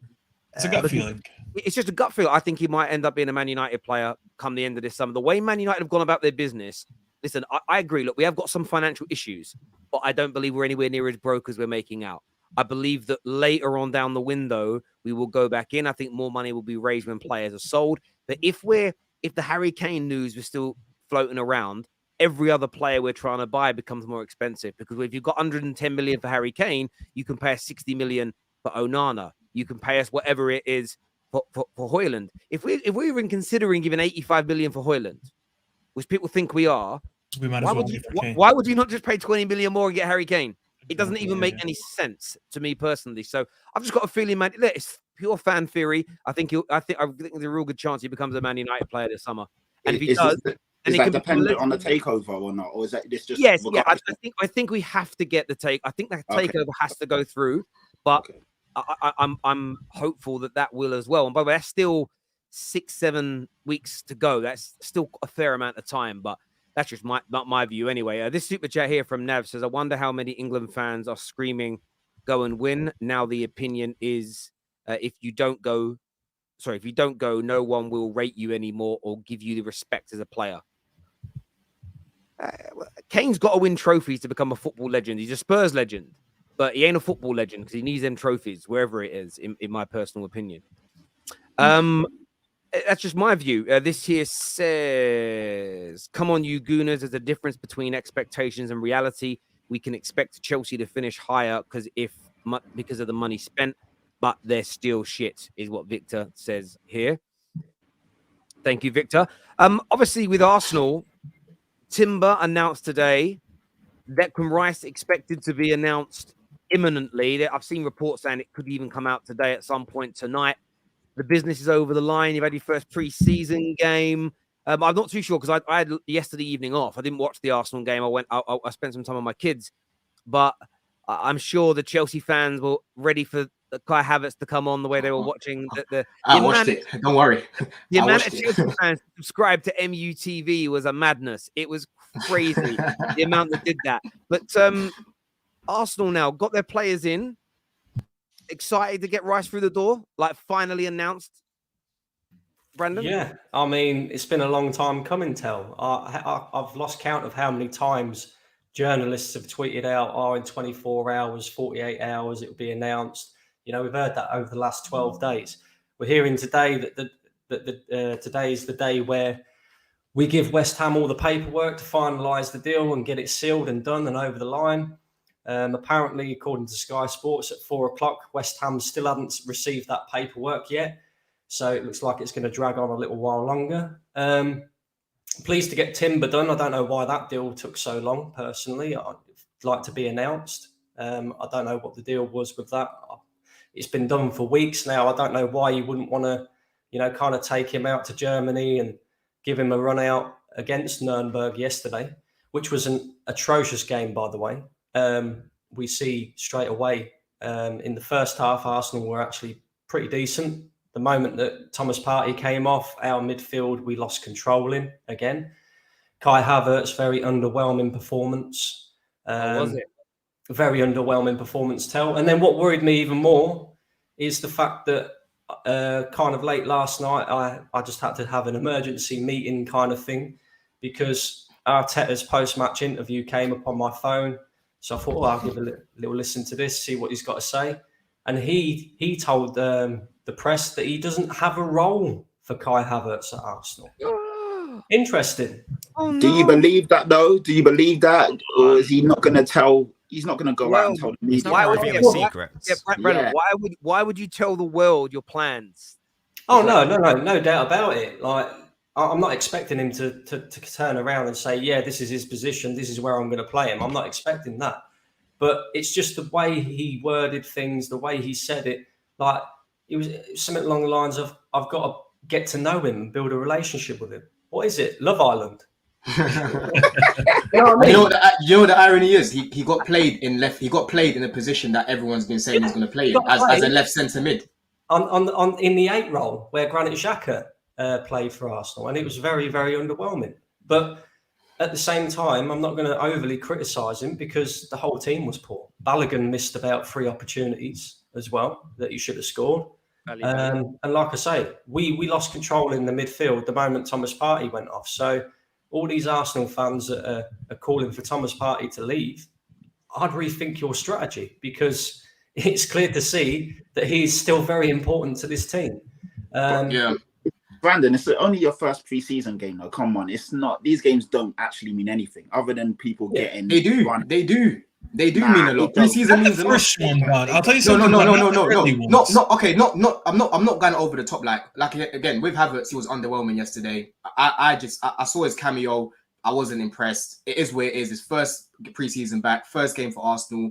Fitness, etc. But I think it does matter in terms of fitness and actually getting a style of play, especially with new players as well. Like who impressed me in your team, Brandon, yesterday was that 16-year-old. And this is the thing. What's his name? Manari? You're going to point it out now. He was good. You're going to point it out now. Like in pre-season, players that are on the fringes, players that are coming in to learn new system, new signings, whatever it may be. That's the opportunity to actually show what you've got. This young 16-year-old kid, Ethan Wanyeri, who signed a scholarship with Arsenal, he was the best player on the pitch by a country mile. You could see that he had the drive, the passion, everything about his game was exceptional yesterday. And that's what I like to see from players in pre-season, players that are coming in, that are actually fighting and saying, look, I'm going to give the manager a decision to make. Kai Havertz come on yesterday at half-time. And he was kind of lumbered about the pitch. Do you know what it was, Brandon? It was literally his performance, right? I know it's pre-season, but his performance was literally a continuation of what I've been seeing at Chelsea. Like, on the ball, he wasn't great. He was very sloppy. Physically, even the 16-year-old looks more bulked up than him. Do you know what I mean? Like, he came on and he was demanding the ball, trying to make things happen. Do you know what I mean? I thought Havertz would come in and try and make things happen, try and get on the ball. And he was a ghost pretty much all the game. Again, it's pre-season. I'm not going to go over the top. But I was impressed with Onana yesterday. He was really good. Again, the reason why I worry about Arteta's comments at the end of the game on Kai Havertz is because of the way he said, well, we don't really know where he's best suited. And I'm like, okay, that's fair enough. You don't know where he's best suited. Nobody really knows his best position because he was played in all sorts of positions at Chelsea. And it just didn't work out for him at Chelsea. But I would have thought that if you're going to go and spend 65 million on Kai Havertz... Exactly. Oh no. They took him away. Yeah, they're complaining. They took him out. In the comments, they're complaining. They're saying he doesn't defend Arsenal enough. Igau's hijacked his Wi-Fi. Igau shut that down. Igau's fuming in the comments. Nobbins, as obviously someone that was a close rival of Arsenal last season, do you think Brandon's maybe overreacting a little bit here to a pre-season result? Yeah, I don't give pre-season any credence at all. Just from a Man City perspective, like, we're normally terrible in pre-season. We're normally terrible in the Community Shield. It's terrible in the first few games, but then the season starts properly in earnest, and then we pop off. So yeah, I don't give pre-season any genuine thoughts. Yeah, and to be fair, I think the Brandon's maybe the only Arsenal fan I've encountered who isn't positive about next season. I think that, if anything, I think most Arsenal fans maybe the other way. Maybe they're a bit too gung-ho. Like, I've seen some people say that they're favourites to win the title. I was going to ask Brandon what his thoughts were on that. But yeah, I think that it's a little bit reactive in terms of, like, the negativity. It is pre-season. It doesn't matter. It is going to take Arteta time to get used to Havertz and vice versa. So I think it is a little bit too reactive, and Brandon's here now. So I was going to ask you, mate, where you seem quite negative. So are you? I wouldn't say it's reactive though, Nobbins. I think what Brandon's doing is literally just describing what he saw, and there's nothing wrong with that. Do you know what I mean? It's not reactive. I didn't say there was. I'm just making the point that I don't really give any credence to pre-season. Okay. But your team doesn't need preseason. We understand why. The start of the league is my level. The start of the league, like, the first 10 games is your preseason, and then you end up winning the league. Yeah. So that's why you're saying that. Yeah. Us here, we actually need preseason. But, like, see, my issue with it, right, is, like I said, he doesn't really have a set position. Nobody really knows his best position because he was played in all sorts of positions at Chelsea. But I thought that Arteta going out there and pushing for Kai Havertz to join Arsenal, and then the reports are that he had to convince the board that this was a good signing and this would fit in the way that he wants to kind of move the team forward. To go out there and spend 65 million on a player who's been, let's be real, very average in the Premier League, right? I would have thought he'd have at least had a plan for Kai Havertz. It doesn't sound that way in the way that he was speaking yesterday. It sounds like he's trying him out in loads of different positions, seeing where he works best. It just doesn't make sense to me. Like, if you're going to bring in Kai Havertz, at least have a plan on where you're going to play him. At the moment, he's just trying him out in all different types of positions, which is exactly what we see at Chelsea, which tells me that, again, he's a jack of all trades, master of none. And we ain't got time to be giving players like Kai Havertz chances in all different types of positions when we're supposed to be fighting for a league title next season. I actually wanted to defend you on that point, Brandon. Sorry, Patrick, give me 1 second. I was actually going to defend you on that point because, like, you guys said, Terry, you just said, well, like, why would he reveal his plans? You don't necessarily have to reveal your plans, but, like, Arsenal fans all along been getting from rivals that were saying to them, you spent 65 million on a player that you don't know where you're going to use him at. And then your manager comes out and says the same thing. That doesn't really fill you with confidence. Now, ideally, the answer could have been like, well, you know, instead of revealing my plans, I could have just simply said, like, listen, I spoke with Kai Havertz. He knows where I'm going to play him this season. He knows his best position. We already talked about the play. You could have said it in any other way where, like, listen, we discussed it internally. I'm not going to put it out there, but he knows. Instead, he comes out and basically says, well, I don't know. And that doesn't fill me. If I'm an Arsenal fan, it doesn't fill me with confidence because I'm sitting here, rivals were telling me that, and then my manager said that, so my rivals were right. They weren't just hating on me. They were actually saying, when Chelsea fans are saying, you don't know his best position because we couldn't figure it out for 3 years, that's not Chelsea fans trolling me. That's them telling the truth. And now my manager said the same thing. So that would, if I'm Brandon, I would be a little bit worried. Just to add to that, Staffy, when they signed him, Arteta actually said he's going to bring strength and quality to our midfield. He literally said that. That was his own words. So if they want to talk about Arteta and his words, your manager literally said he's going to bring something to our midfield. And then now he's sort of going back on it and saying we don't really know. You know, I'm sort of paraphrasing here. I do get that, boys, but I think you're paying far too much time and attention to the way we analyze what managers say nowadays. It's like we're a jury and we're forensically analyzing what they've said to prove them to be liars. Are they truthful? Like we're going to vote them in to run our country or to look after our children or something mad. Like I think you're going a little bit too far over the top. Sometimes managers won't say, remember, managers are not trained orators and speakers. They will often, and a lot of our managers, English is not their first language, even if they speak very good English. So they sometimes don't always use the right words, or they may kind of mess something up. And I just think we take it far too literally. Of course, they don't know yet the best place for Kai Havertz to play because everything's theory until he joins your team, right? No matter how many scouting reports you have, no matter how much you watch him, until he comes to your training sessions and plays in your team, you never quite know exactly where he's going to go. I don't think he's going to reveal his hand. And some people will say I'm just defending Arsenal again. No, I'm about not being a hypocrite. And I talk about Man United fans focusing far too much on the things Ten Hag says rather than what he actually does. What somebody does is far more important. And I just don't. So I think preseason is important in terms of fitness, getting your team playing well. I do think there are elements of importance around it. But I think your first game, when you make mass changes at half time, typically teams find that difficult. I think there is a slight overreaction. And again, reacting to what rivals are saying, I'll be honest with you, Staffy, be stronger. Be stronger. Like rivals will say, Man United being called cheats online right now. We you know, and I know, because we've read what's happened. United didn't cheat. We just lost more money than we expected to lose.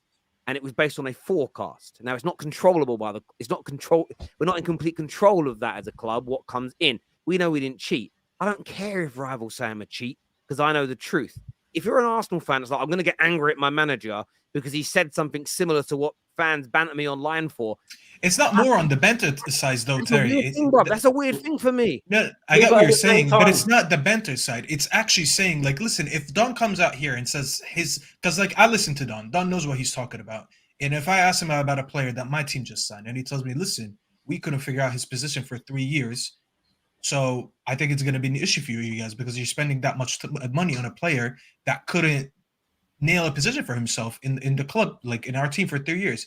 Now he comes to my team and then my manager says the same thing Don said. That's not more of the banter side. That's more of me seeing, okay, there might be an issue here. Yeah, maybe we actually didn't make the best signing. It's about trusting your manager, isn't it, Staffy? Like, again, Brandon's not a big fan of Arteta, so I do kind of get it. But if we're talking generally here, I trust Eric Ten Hag. So if he says something about Mount that we get bantered for from Chelsea fans, I trust my manager. I'm not going to sit there at home and get angry over a comment or a word that he used that is a little bit concerning because I think there's too much attention on it. You know, I think it's a combination of things though, because when we spoke to when me and Brandon have spoken a few times about Havertz, and I've heard what you've said about him, you haven't been sold on it, and even the left centre mid, I think you said Xhaka's better in that role than Kai Havertz. Right? The reason why I went against the grain on this Havertz one. You know, anybody who knows me and my thoughts on the previous signings at Arsenal, Mikel Arteta, whatever, Anybody who would have said to me that Arsenal was signing Kai Havertz at the beginning of the summer, I'd have told you, no way. I don't want that guy, full stop. But when the reports came out that it was Mikel Arteta that was pushing for this signing, I kind of switched on a little bit to say, okay, maybe it will be a good signing, because one thing that's worse than getting a player that's not particularly proven themselves is giving them a manager, a player that he doesn't want and doesn't feel like he can work with. So if Mikel Arteta is the one that's pushing for this signing, then fine. I'm quite happy with that, regardless of, Kai Havertz's form at Chelsea and that. He clearly feels like he can get something out of Kai Havertz. He must have a plan for him. And then when you hear that last night and it's sounding like he doesn't really know his best position, he doesn't really have a plan for Kai Havertz, that screams out to me, well, this is a big problem then.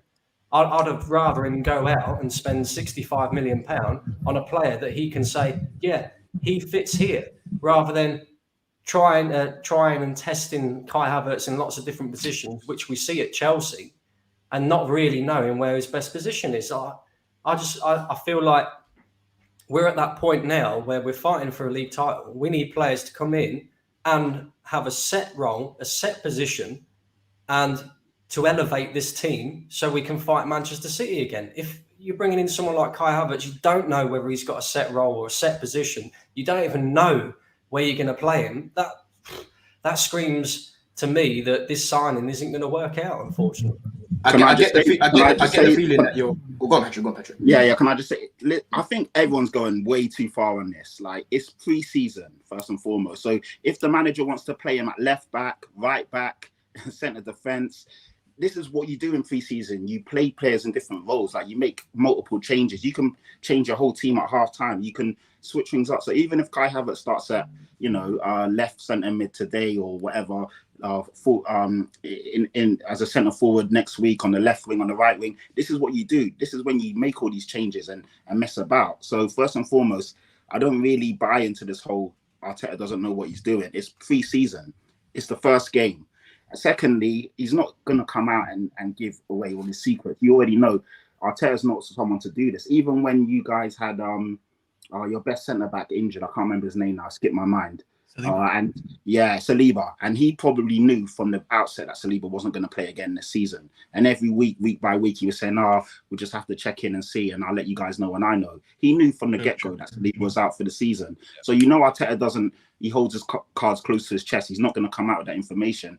And thirdly, again, it's pre-season. Like, I think people are going way too far with this. Literally, this is when you experiment, when you make changes, when you allow a 16 or 17-year-old to play with the squad. This is when, if you're not going to do it now, you'll never do it. So, Brandon, I think you're overdoing it a bit, personally. I don't think he is. I don't think he is. I think it's just talking. The kids at the bottom. No, it's not. The grown-ups at the top are like. Yeah. Do you know what it is though? How I look at it, Patrick. How I look at it right now, like Brandon's literally just talking about what he saw, because the first thing he spoke about was Havertz was underwhelming yesterday. We all understand it's pre-season. We all get that. And for me as a Chelsea fan, I didn't need Mikel Arteta to make those comments yesterday for me to understand that. Do you know what I mean? For me to have that opinion on Havertz, because we've been telling them about him when it comes to that, right? But one thing that I'll say is that, again, a 16-year-old played way better than him yesterday. So I'm sure Brandon wanted to see a little bit more, but again, he's not going to say that's it, Havertz is done, he's not going to work for us. It's just like he's literally talking about what he saw yesterday. And in addition to that, Mikel is saying things that people were skeptical about when it comes to Havertz. So I don't think he's gone over the top. He's not going crazy about it. He's just literally just talking about what he saw. I don't think it's gone over the top. I've got some super chats here that I want to go to. It says once again, his obtuseness is in full display. Very childish stuff. It's a preseason game. Don't effing take managers literally. Thick-headed is what D says here. It's a bit harsh. No, he's angry. Terry, you have fans on this panel support their managers, even Patrick, but not Arsenal's. It's not my fault. I can't control what people say and do. Actually, let me correct that. I've heard that Nobbins is Pep out, so you might add him to that list. I've got this man's face on my wall. We'll be having less of that. Now, Nobbins loves Pep so much. The only thing he wants Pep out for is to take his boy out. Do you know what I mean? That's Let me correct that actually, because I think people forget that last season I actually backed the manager. I not once did I ever come out and say sack him last season, not at all. No, I get that. And as long as he keeps like proving to me that he can do it, which this season, by the way, the expectation as an Arsenal fan and as a fan base as a whole should be to compete for the league title again and to win a trophy. And if he doesn't meet any of them two particular expectations, then I expect questions to be asked, especially with the money that he has spent. I hear you on that, bro. Let's judge all signings on 45 minutes in pre-season. Okay, is what Mark says here. It's mad. Players used to get 2 seasons before they got judged, then a season. Then last year it was literally 1 game. Now it's pre-season games. It's crazy. Well, it's shorter each well, year. no, one thing I'll say though is that yeah, again, it's pre-season. We're not going to look into it that much. But Kai Havertz, he's gonna have to hit the ground running for you guys. Because I think he'll be in 11. Brandon was talking about he has to hit the ground running. Listen, has to hit the ground running. Brandon didn't talk about the performance really. He just talked about the quote, guys. He just didn't. The quote didn't sit well with him. Like we can't force him to feel okay about it. It's just his opinion. Why are people so upset? Yeah. This says, I'm sorry, but Havertz isn't going to change instantly. Look at Odegaard's first 12 months, is what RDM has got to say here. Balogun's finishing, not good enough. Movement is sharp, is what Sean says. Arteta basically said it takes time to fit in. This is true.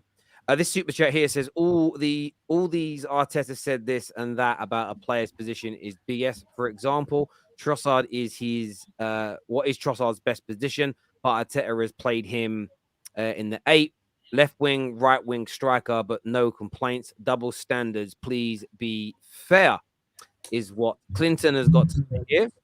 This I think Brand Adam 22. It actually works well. At it again, imagine Arteta, a meticulous planner, not knowing how to use someone he signed. Adam 22, stop crying, you baby, and chill out, fam. Is what okay. To address that comment before you move on to the next one. So Arteta, a meticulous planner, not knowing how to use someone he signed. Fabio Vieira, that's someone he signed. Didn't know how to use him last season. Any other players that you boys can name? Because I'm sure there's more than just one. Nuno Tavares. Hang on a minute. That Kiri guy, Kiri or whatever his name is. Hang on. He knew how to use Tavares. He just wasn't good enough. Like I think we have to differentiate here between not knowing how to use somebody and then not being, because Tavares is being played in the left back role. That's where he was meant to be played. That's not knowing how to use him, surely. But if his passing is not good from the left back, which is what you need from your left back, maybe you misprofiled him. So I'm looking at it more of it not being a good signing. Okay, I think, okay, I understand. I understand not being a good signing, but not knowing how to use him suggests good player, but you don't know what position to play him in. But maybe that's. I get what you mean. Okay. Lee overreacts Guna Jr. He's misquoting Arteta, is what Richard says here. Mateo says Brandon is that type of fellow who would call the popo on Arteta if he didn't disclose the tactics to the media in pre-season. Don, you're smarter than this. Nawari was raised playing the Arsenal way. Brandon, did you really expect him to join and play well without settling in? This is hang on. What's all this settling in bullshit? At the end of the day, Arsenal expectations this season is to compete for a league title again, and this time hopefully win it. So if Kai Havertz needs settling in time and all this crap, a player who's already played in the Premier League and been very underwhelming, by the way, right? Then how does that make sense? Surely you go out and get a player that is ready to go now, that instantly improves this team, not somebody who we don't know where his best position is. And the manager's just said he don't know. I get this, but surely you're going to give him at least a few preseason games. That's the point here. Hey, I'll give him as much time as is required. But if he ends up being detrimental to our season this season, I'm going to call it out. Bro, I'm confused. Don't worry, Brenda. I got your back. This is for Staffy. It says, Man United fan in white, you expect Arteta to speak like you. I don't expect anyone to speak like me. I just What does that said. even mean? But you do. He's right, because if you No, you expect the said- manager to say different things, to expect to say what you want him to say. Why? It's not what I want him to say. I couldn't care less what his manager says. I'm just saying, instead of saying I don't know, you could say, well, we know, but I'm not going to tell you. I feel like people don't understand that I'm here to speak my opinion. Like, this is who I am. This is what I'm thinking. If you don't like it, you can jog on. It's fine. Havertz trained 1 week with the team. It's one preseason match. Calm the F down is what Wayne says. Thank I you, can't Wayne. wait to come back to this stream when Kai Havertz flops. I can't wait. Mateus here says Terry bringing in this dud Arsenal fan to represent is a setup. Master marketing at work. In the works. In the work, sorry. Yeah. But the preseason is the only time I get used to it, is what AMT says here. As an Arsenal fan, this says, I'm yet to see an Arsenal spokesperson besides Jess and Colleen who have actual sense. Is what N says. This is the thing, though, Terry. Why people just want, like, a lot of Arsenal fans just want, they want to hear what they want to hear. Do you know what I mean? They want to hear what they want to hear. Like, no one's even. None of us here are going over the top, say Havertz is going to be a flop. I'm not doing that. I've been watching the game long enough to know. But all I'm doing is talking about a game in isolation. The 16-year-old yesterday impressed me. It doesn't matter if he's been playing for Arsenal or not. He wanted the ball. Same thing as Mainu the other day. When I watched him, he impressed me. I was like, "Raw, this is a Mainu's player. a baller, bro. In it. Sign He's him a up. baller. Ballon d'Or. Havertz was hiding. He was hiding. It is Ballon what it is. d'Or. This Chelsea fan here says the hype of a forward player who failed to score one-on-one chances or multiple times like Havertz been in a bad team will never justify missing one-on-ones, is what this Chelsea fan says here. That's their problem now. This is a question from Wayne, who says, so you think Arteta push for a player and not have a plan for that player, Brandon? You think he hasn't got a plan for a player he pushed for? Well, I'm going off based of what he said. Exactly. So, Yeah, but Exactly. so you guys, you take everything's a literal thing with you guys. If you don't hear the manager say it, you won't. Is it a bit like me with God? Until God comes out the sky and says, "Yo, T, I'm real," I won't believe in him. Like, I have to see. I don't care what any priest, imam, rabbi says to me. I will not believe until I see God myself. Is that how you are when it comes to managers doing press conferences? it's not that I'm taking it. Like, do you have to Literally. if you so for instance, are you one of the Man United fans? Until Ten Hag says, I don't rate De Gea, he's not good enough, you won't believe that he doesn't rate him. No. When Ten Hag said that Maguire's like a class player or whatever when he first came out, I knew it was bullshit. I know he was saying that because he can't come out and slander his team right away and his players right away. He just arrived, like he just walked into the door. He can't really do that. I know when he said stuff about De Gea, I knew it was also like just there's stuff that you say for PR, but that's different, Terry. It's more on the side of like you just want your manager to fill you with confidence. And if Brandon wants to trust his manager, he wants his manager to give him a reason to trust him. So if Brandon's watching the interview and he says, listen, I have a plan for Kai Havertz, you guys will find out what it is. He's gonna be like, all right, I don't know what it is, but it sounds like he's confident. Instead of saying, oh, I don't know. If he said, I don't know, obviously I didn't watch the interview, by the way, but if he said it in a way where he just sounded clueless, then yes, I would be worried. He didn't actually say it like that. Someone send through the comments of what he said, please, because he actually said, he again, this is the thing. We're actually arguing over something he didn't even say. A few people have actually sent it through in the chat, but someone send it through again because I actually can't go back and find it now. This here says there's a fan spectrum, left or right. There is a fan spectrum these days. It's just like politics. I think we got better players in Mount. Glory. I agree. I agree with that. 100%. 100%. I agree with that one. Bro, everyone wants a logic, fair and truthful panel. Please, if you're being agenda orientated, please go to Talk Sport. Don't spoil our football terrace for us. I wouldn't say it's agenda. Like everyone's got an agenda, like because everyone's got an opinion. But I hear you, Clint, and thanks for being. My agenda is to win. Oh, I like that. I like that. But this is what Arteta said. Someone sent the quote through. Right, I'm going to put it up on the screen for you, man. Now, right. This is what he said. We will see. We have to see how he adapts and obviously get to know each other and build relationships. Football is about that, and time will tell where he fits in best. So he thinks he's got time then?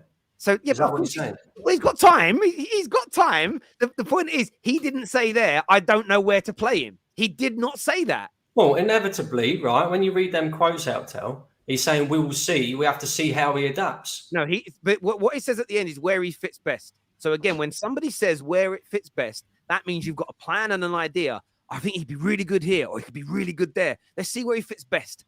Saying see where he fits best is a very positive connotation. It isn't saying we've got to work out where to put him. That's negative. He says see where it fits best. Whether it works or not is a different conversation.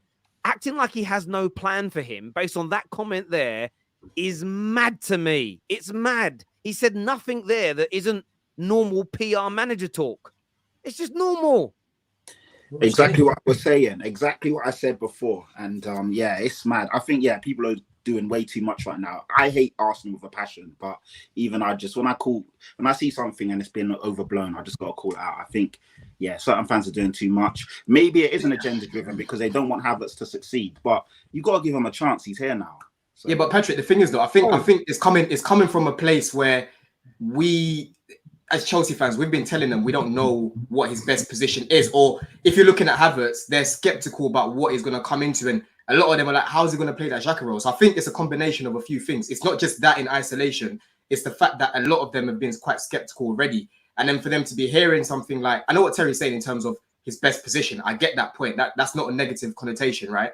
But it's a combination of a lot of Arsenal fans not knowing where he fits in. And then you're hearing something along the lines of that. Do you know what I mean?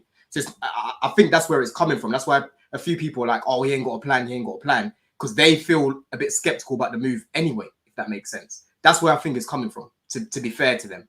I think Brandon would just rather a player, if you spend 65 million, I think he'd rather a player that you know his best position, that you come in and you put him in that position that you need him to play in, and just give him the time. No, that's not what I'm saying. I'm not talking about... No, that's not what I'm talking about. At the same time, all he said, when he took Thomas Partey, it fell apart. If he'd have played with Thomas Partey, maybe it'd look good. I don't know. No, Terry, but this is not the thing. The thing is like if you sign a left wing or a midfielder and you know that's his speciality, we're going to put him there and we're going to give him time to adapt in that position. You're like, all right, I know he's a center mid. I know he's going to play on the left side. Yeah, we'll give him the time to adapt there. But the thing is, it's more of like, oh, we don't even know if he will work there because he's saying, okay, we'll see what position fits him best. I understand that. This here says Brandon misquoting Arteta with so much confidence. What Jay says. AMT says the Z generation are scary. That is true. You man are scary. Your generation is mad. You really, really are. This is the massive super chat. I want to say a big thank you for the donation, Mr. Tybox123.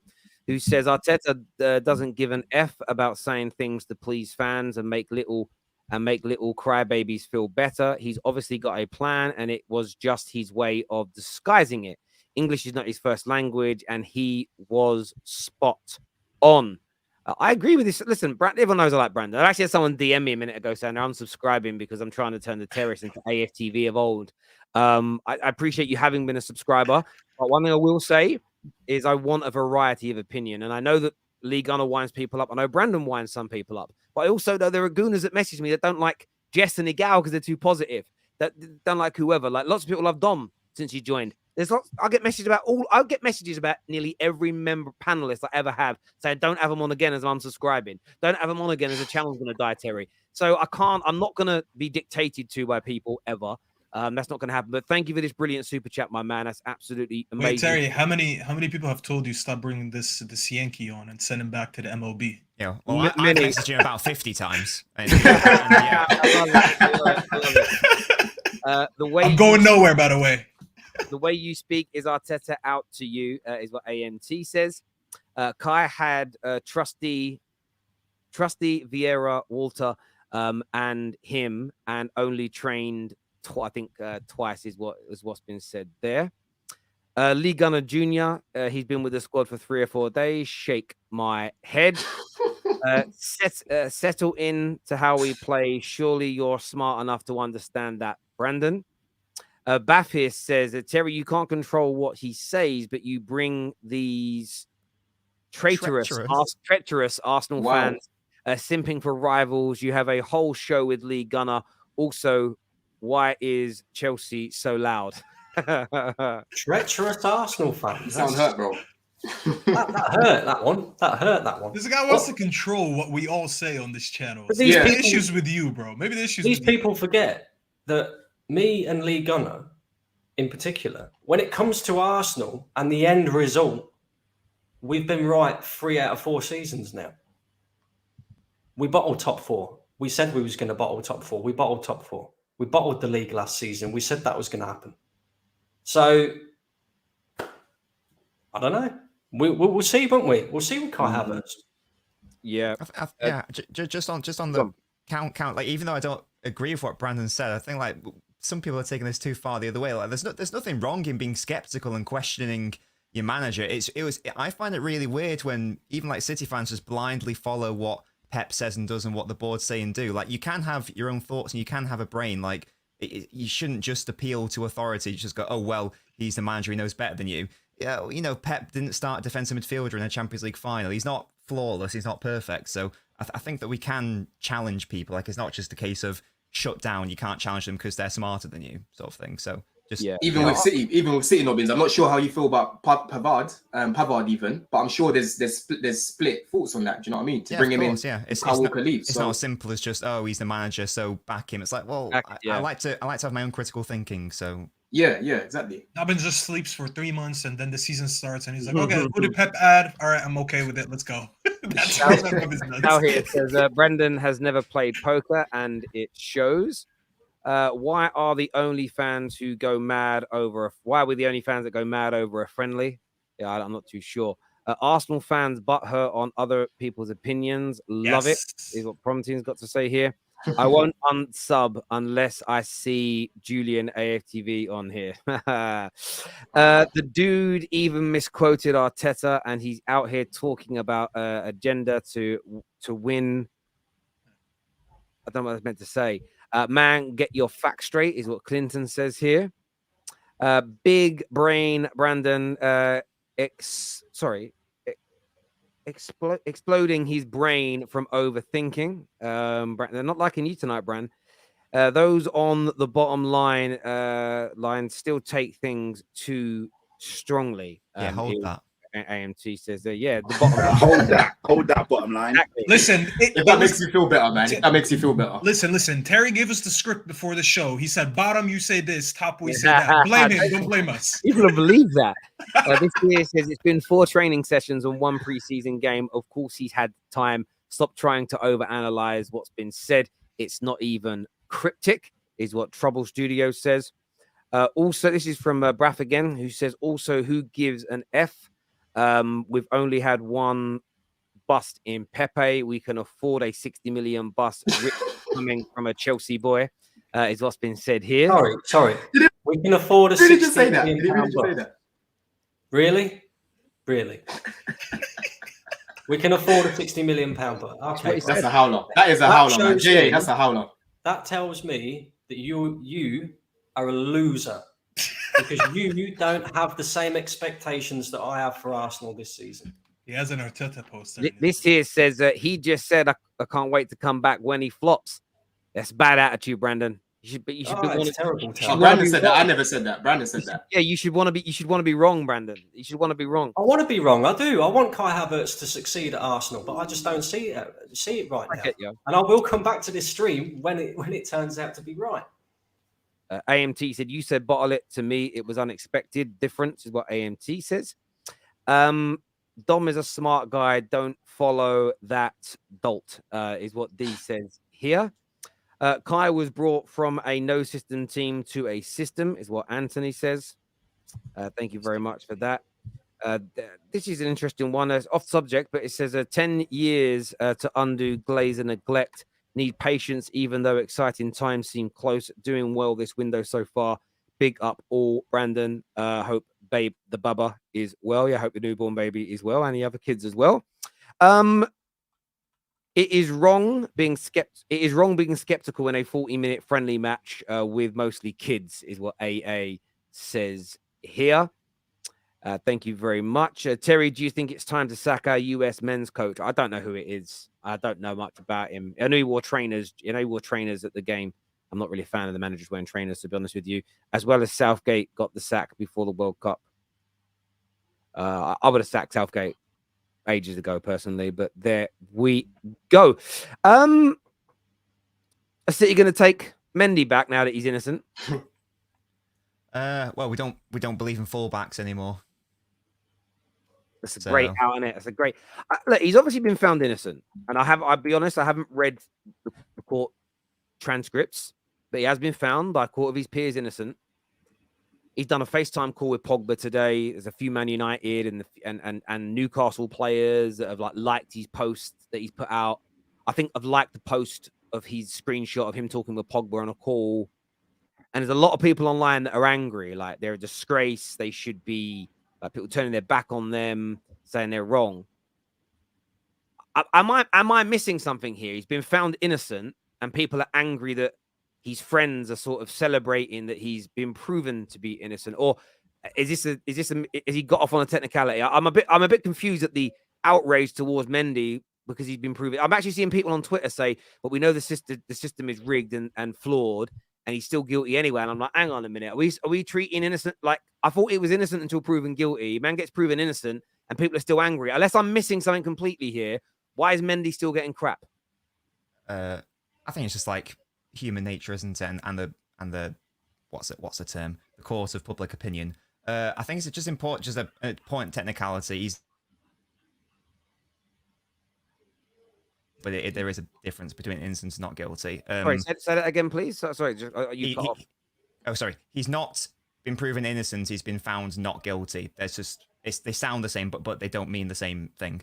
But yeah, I mean, the issue with these cases is it's one person's word against another. That's why quite often, it's not found guilty because, as I say, it's one person's word against another. It's unless there's evidence, like an audio recording or a video recording or eyewitnesses.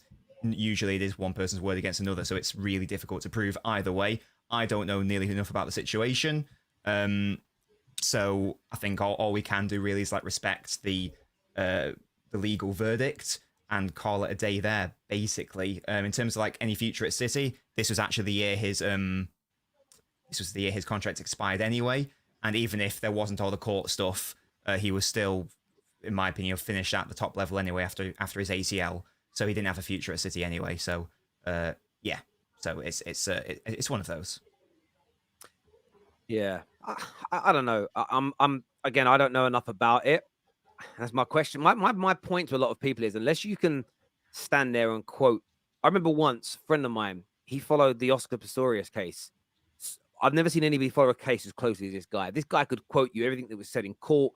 He knew everything about every piece of evidence because he watched the case, he read about the case, and he'd debate people about it to the blue in the face. I kind of have a bit of an issue with people, and you could argue maybe I'm doing that, but I'm not really expressing an opinion. It's more, unless you can sit here and quote to me the ins and outs of this case, maybe you shouldn't really have a judgment because we know what we've all read the headlines and we've all read bits of articles, but how many of us actually know the true ins and outs of what went on? I saw this with the Ryan Giggs case. I read a lot about Ryan Giggs' case that happened. And there was so much about it that nobody knew in terms of things he did wrong, but also things that the lady in question also did wrong and had lied about in the past. And I was talking to KJ backstage about it. And I kind of went through some of the things and I showed him on the screen some of the things that she did. And all it really did was make us realize that maybe he is guilty, maybe he's innocent, but it definitely showed a very different light to what the media had printed, if that made sense, or in terms of what you see. So I would just implore people to read up on it and understand it before you judge. Now, if at the end of it you still think he's guilty and he's got off on a technicality, then at least you've done your research and you can provide a rationale and reason as to why. But if you're just doing this because you think it's the best look, it's the best inoculation online to still hate on him and call him something heinous, when you have no idea of the facts of the situation and the matter and you haven't read the court transcripts, I think that's dangerous. I think that's a very, very dangerous way to behave. I'm not going to sit there and celebrate his innocence because I don't know enough about it. I'm also not going to go out of my way to continue to condemn him and call him a pejorative, which is devastating to anybody that hasn't done it. Because I don't know, the world's mad. The world's gone mad with this sort of stuff now. It's as you say, it's let them have their day in court. They have their day in court and they're not proven, it doesn't go the way you want. And then you double down on what you believe in anyway. I don't know. That just don't sit, something about it don't sit right to me. And maybe I'm completely wrong. And I'm open to being educated on this, but it just something about it stinks. Really stinks. It's an unfortunate situation for sure. Yeah, it's hard. I mean, yeah, we don't. The only people who will really know are Mendy and the people involved at the end of the day, because regardless of which side you sit on, it is one person's word against another. Like, we don't have the evidence. We don't know enough about it. That's why it goes to court. That's why a jury of people will decide, you know, can you prove it beyond reasonable doubt? And clearly they weren't able to prove it beyond a reasonable doubt. Otherwise he would have been found guilty. So that's all we can say about it, really. Yeah, I just don't think I don't understand also why anyone would think the court would be unfair. What benefit did they have after 2.5 years of investigation in court with Mendy to let him go freely after 2.5 years? You know, what benefit did they get from him? If anything, I always felt like these laws kind of favor females anyways, because all these females accuse these footballing players for rape and domestic abuse, and then they get found not guilty. But then these women, obviously I don't know much about this case, but they don't get, you know, like charge or anything. You can easily accuse someone, and then when they don't find enough evidence, they say, okay, never mind, you're good to go. They're released, but then you cost them like 2.5 years of his career. So I don't know if you guys saw the Memphis Depay tweet, but he was basically saying like, okay, like this guy put years and years of preparations to get a footballing career, and it got halted by like 2.5 years, 3 years, and now what happens to him? You know, like how does he get compensated for this missed time? You know, because maybe what if another team doesn't pick him up now? What happens? You know, so I don't think the court has any benefit of, you know, saying, oh, Mendy, you're free to go now. You know, like there's no reason why they would do that, you know, unless there was actually no evidence found. It took 2.5 years. Like, I highly doubt they have any benefit to just say, yeah, you can go. Yeah, it's certainly an interesting one. I'm going to read up a little bit more about it because, you know, it's worthwhile doing. Some super chats here. First one says, love Arsenal fans, but they get butt hurt so easily. It's sensitive, bro. This here says, in a way, I understand Brandon. He might have PTSD due to Arsenal. My last super chat. Good night. Thank you, AMT, and I appreciate all the super chats below. Terry, why do you finish your streams with "Take care, God bless"? If you don't believe he exists, my humor. It's homage to my dad. My dad does believe in God, and when my dad used to be a comedian, how he used to end these shows was "Thank you, good night, God bless." So that's why I say it. And I'm not atheist. I'm agnostic. Is what I am. So I just need it. So yeah, but I behave in a good way. Basically, what I do, I behave in a way that God likes, but I don't have a believe in him. So it's like I'm still getting to heaven. I'm sure. Do you know what I mean? I've heard he's a good guy. I mean, if he's true, like I've heard he's a good dude. So I'm sure I'll be grand. Since Terry said Ramadan Mubarak before, I don't think that makes him Muslim. So yeah, he just says that. True. This here says, my question to that Arsenal fan, in the bottom line, if Rice has a bad first game in pre-season, would you feel the same or ask for time to gel? That's a good question, mate. No, because we already know what we're going to get from Declan Rice. We already know where Declan Rice is going to fit into this Arsenal team. We don't know where Kai Havertz is going to fit into this Arsenal team. So that's my answer to your question. Because, like I say, Declan Rice brought in for a lot of money as well. But we know where he's going to fit into this Arsenal team. We know that he's going to be in and around that 8 or 6 role in our midfield. And he's arguably one of the best players in the league at doing that role. What is Kai Havertz one of the best players in the league at doing any role in any position? That's done. There we go. Abdullah here says, Mustafi, Dom. He said Don with an N, and Brandon. We will come back to this in a few months. My name is not Mustafi, but I don't associate me with that Arsenal reject. That's not me. That's not my name. That's not my name. Says, did you see Mason Greenwood's post? I think it's gearing up towards a return. I don't know about that. Obviously, he posted a picture of his hand, his girlfriend's, and their newborn baby. And I hope the baby's very, very... I actually saw people getting smoked today for saying congratulations and hoping the baby was well. And I'm like, it's a child, man. Like, again, it's... I don't know what's wrong with the world nowadays. It's like, of course, I hope that... Someone said to me, are you happy that he's had a baby? I'm like, I'm not unhappy that he's had a baby. Like, I don't know. It's people that ask weird stuff, man. Weird stuff. Forgot to say, really enjoy the content, Terry. Love the non-biased logical content. A crazy amount of hard work and dedication. Much appreciated. Thank you, bro. I appreciate that. And the additional super chat. Thank you, my friend. It's wrong being skeptical. Oh, sorry, already done this super chat here. Skeptical with mostly kids. Thank you. Already done this one. This one in relation to the Mendy situation says black people's mistakes are more highlighted. Well, we definitely know that's the case. And I think that there's an element in that as well that needs to be looked at. And that's why I want to research it more because, I think that's we especially when it comes to certain crimes, we know this exists. And I think that it's something worthwhile looking at and understanding. And that's why I say to people, before you judge, read the court transcripts, understand the evidence against, what went for him, what went against him, what was being said before you judge. Otherwise, especially with the way certain newspapers in this country, the right-wing newspapers will print these stories and make you feel, do the research into the facts before you have an opinion. It would be my personal advice. But gentlemen, I want to say a big thank you to you all. Really do appreciate it. The viewers, my super chatters, my members, you are amazing. Please hit the like button before you leave. Subscribe and turn on the bell notifications. Until next time, take care. Goodbye. God bless. And we'll see you all again very, very soon.